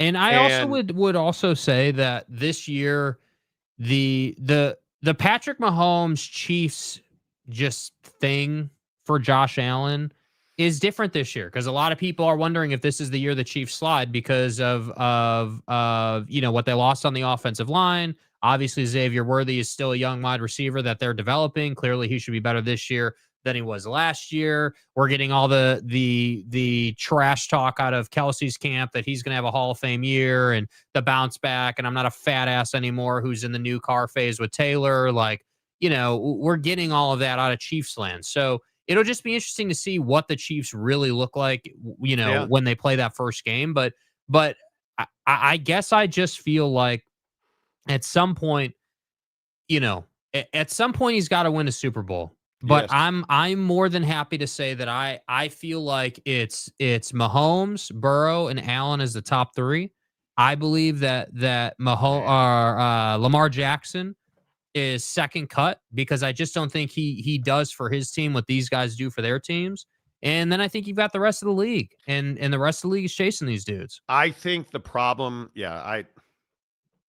I think Joe Burrow, his performance is so exceptionally better. He's got the best receiving core in the league. He's got the best receiver in the league. But if best receiver meant anything, J.J. McCarthy would be a Pro Bowler and a Hall of Famer. The guy, I think, we can agree to disagree on Josh. I think Josh is elite. He's amazing. He's not on Joe Burrow and Patty Ice's level. And I hate Patrick Mahomes. I hate the Kansas City Chiefs. I hate everything about him. Yeah. They poured beer on my mom. We agree, Max. Yeah. We'll see. I think Justin Herbert has a ton to prove this year, and he had better not come out and flop.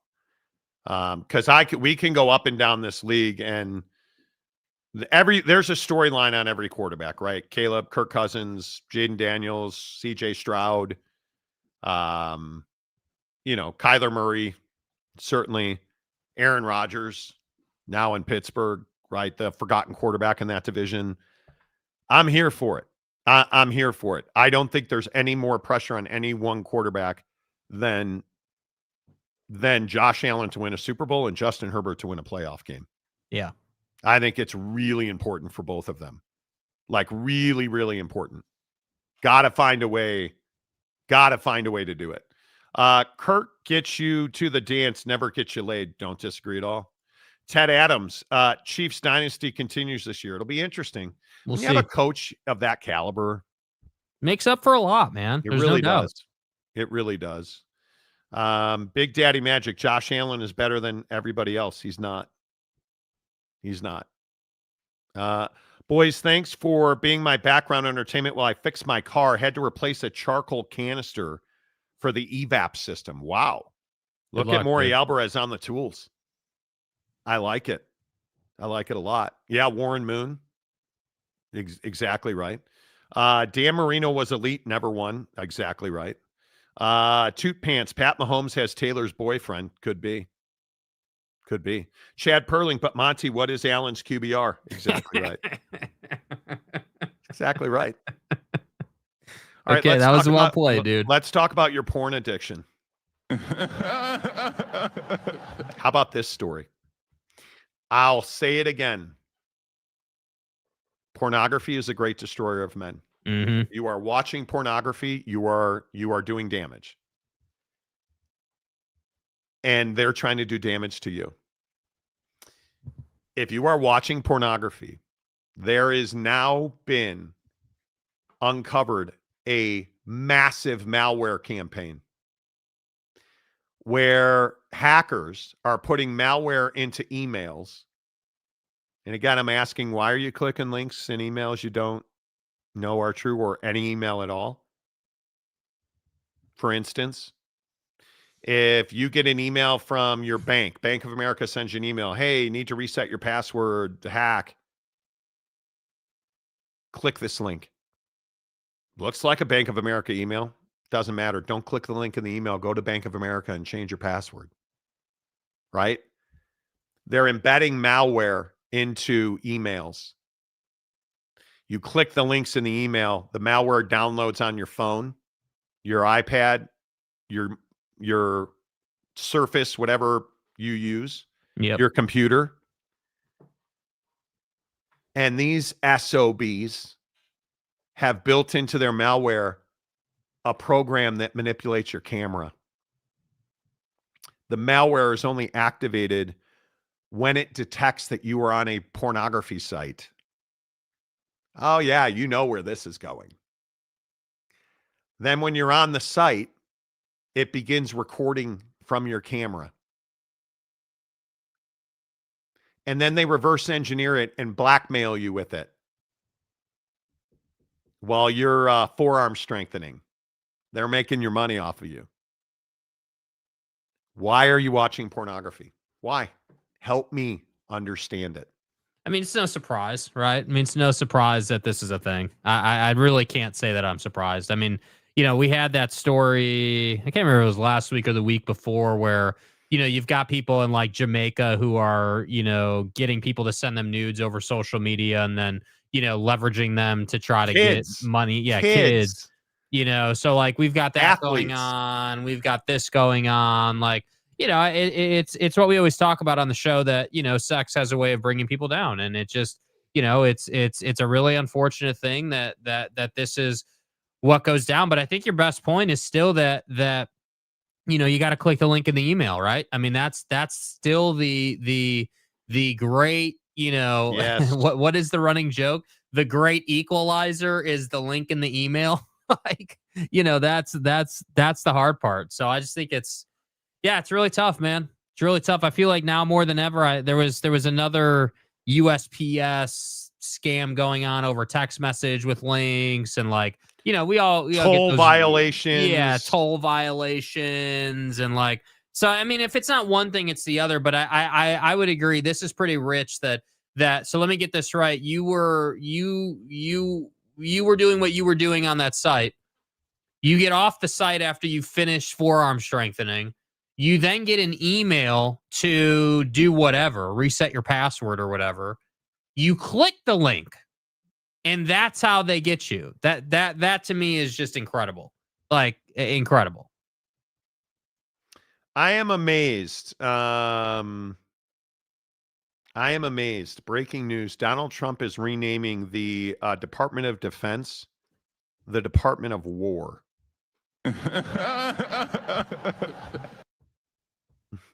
You figure it out.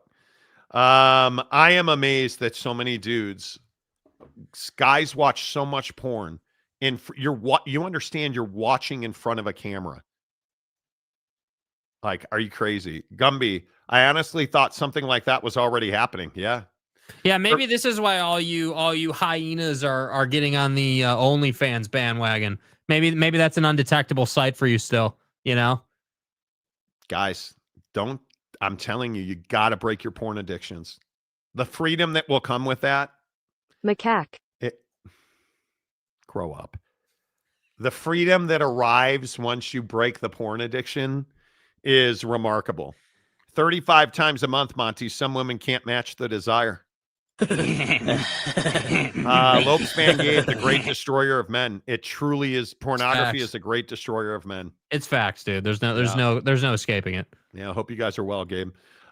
Toll violations while I live nowhere near toll roads. Silly hackers. You have unpaid toll tickets, even though there's no tolls in 50 miles of you. The toll thing is easy because 75 doesn't have tolls, so I know it's a scam, right? Yeah, like, come on, dude. Yeah, you need age verification in Florida.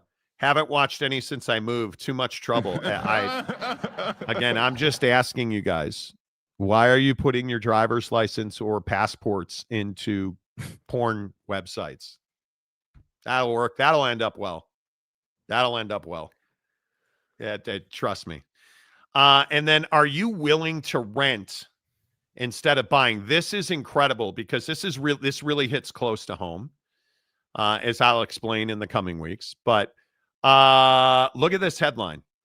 New York Times. more millionaires are renting.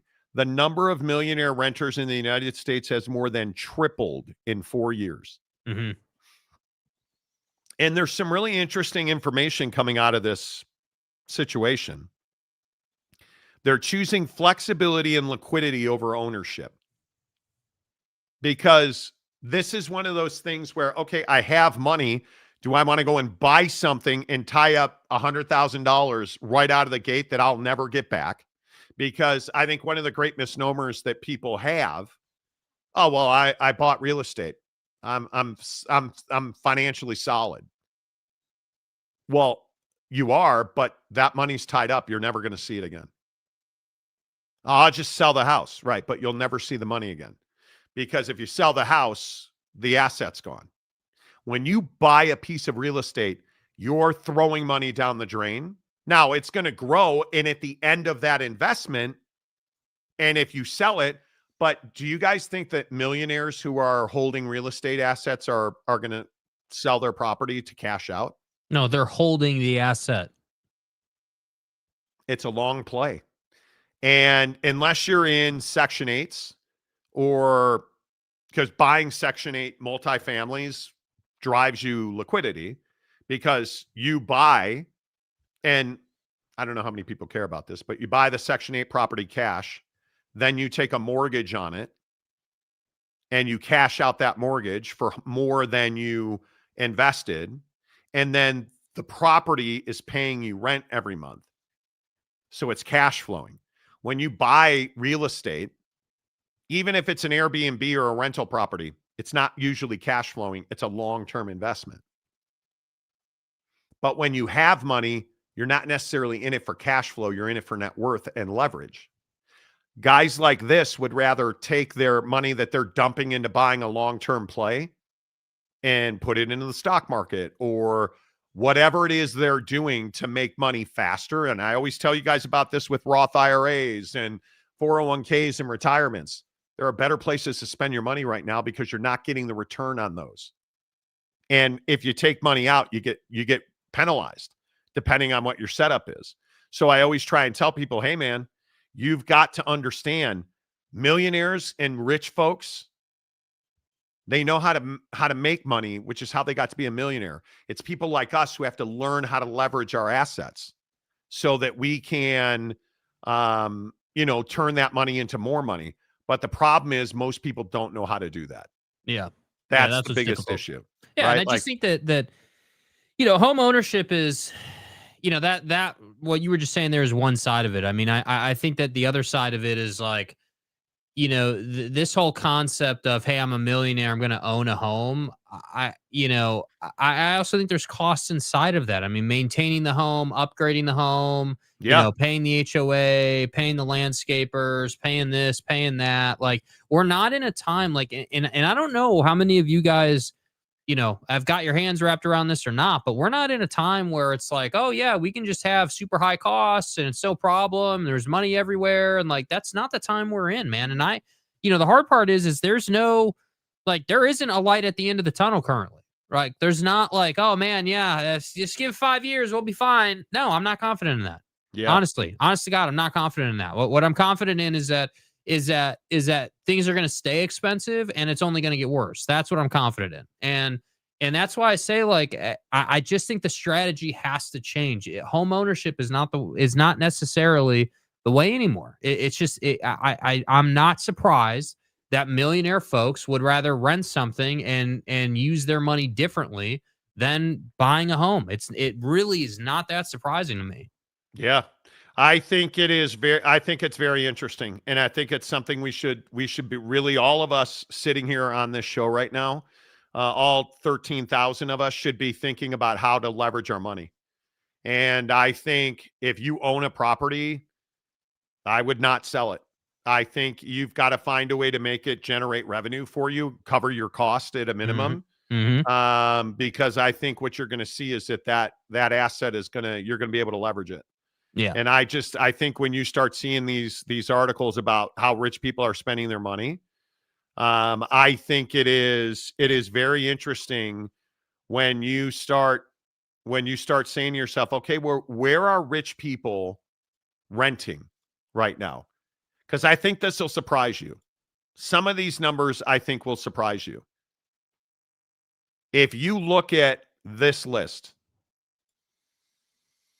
and you say to yourself, okay, Rent Cafe, U.S. metros with the most millionaire renter households. Now, obviously, New York City, San Francisco, L.A., San Jose. But these are all major markets. Bridgeport, Connecticut, Atlanta. And then you start looking at the smaller markets, Seattle, Austin, Charlotte, Dallas. These are not small numbers, right? You expect thousands of millionaires in New York. Do you expect 213 millionaires to be renting in Seattle? No. I really don't. Do you expect, I don't know, Chicago, 382 millionaires to be renting in Chicago? I don't. That number was shocking to me. 221 in Atlanta, and I understand the cash flow in Atlanta is significant. Shout out to Buckhead. But do you expect that many to be renting in Atlanta? I certainly did not. Right? When you look at the numbers, it's really eye-opening the way that rich people are living, where they're living, and how they're spending their money. Yeah, couldn't agree more. I think it's crazy. I was in Charlotte last week, and I was absolutely shocked at the number of apartments being built. Oh, my God. And in and around downtown, this was before the article. Dude, I am telling you, I live in Salt Lake City. We do not have open land because it's all covered by apartments. It's a plague. And it's because I think people understand where the housing market's going. That, who wants to be George Washington of Thailand? Anybody? The king of Thailand. Yes. Right? I'm a dollar menuaire. Exactly right. Yes. Greg Hill, I can see that in Seattle. Yeah. Seattle's got bread, dude. It is. Seattle is a moneymaker's town. I'm telling you. With all the tech that's there, obviously Amazon, Jeffy and his new bride. Hey, Jeffy. Hey, Jeffy. But yeah, there's a lot of money being made in Seattle. And I just thought it was very interesting. Millionaires are renting now, which is crazy. That feels good. Roche, what did you? My ex's sister pays $10K a month to rent in South Beach, Miami. Nah, I'm good. That's wild. That's exactly what I'm talking about. On the Monty Show, presented by The Advocates at theadvocates.com. The best injury attorneys in the business. Football Friday tomorrow. Enjoy the game tonight. Until tomorrow, say goodbye, Jake. Goodbye, Jake.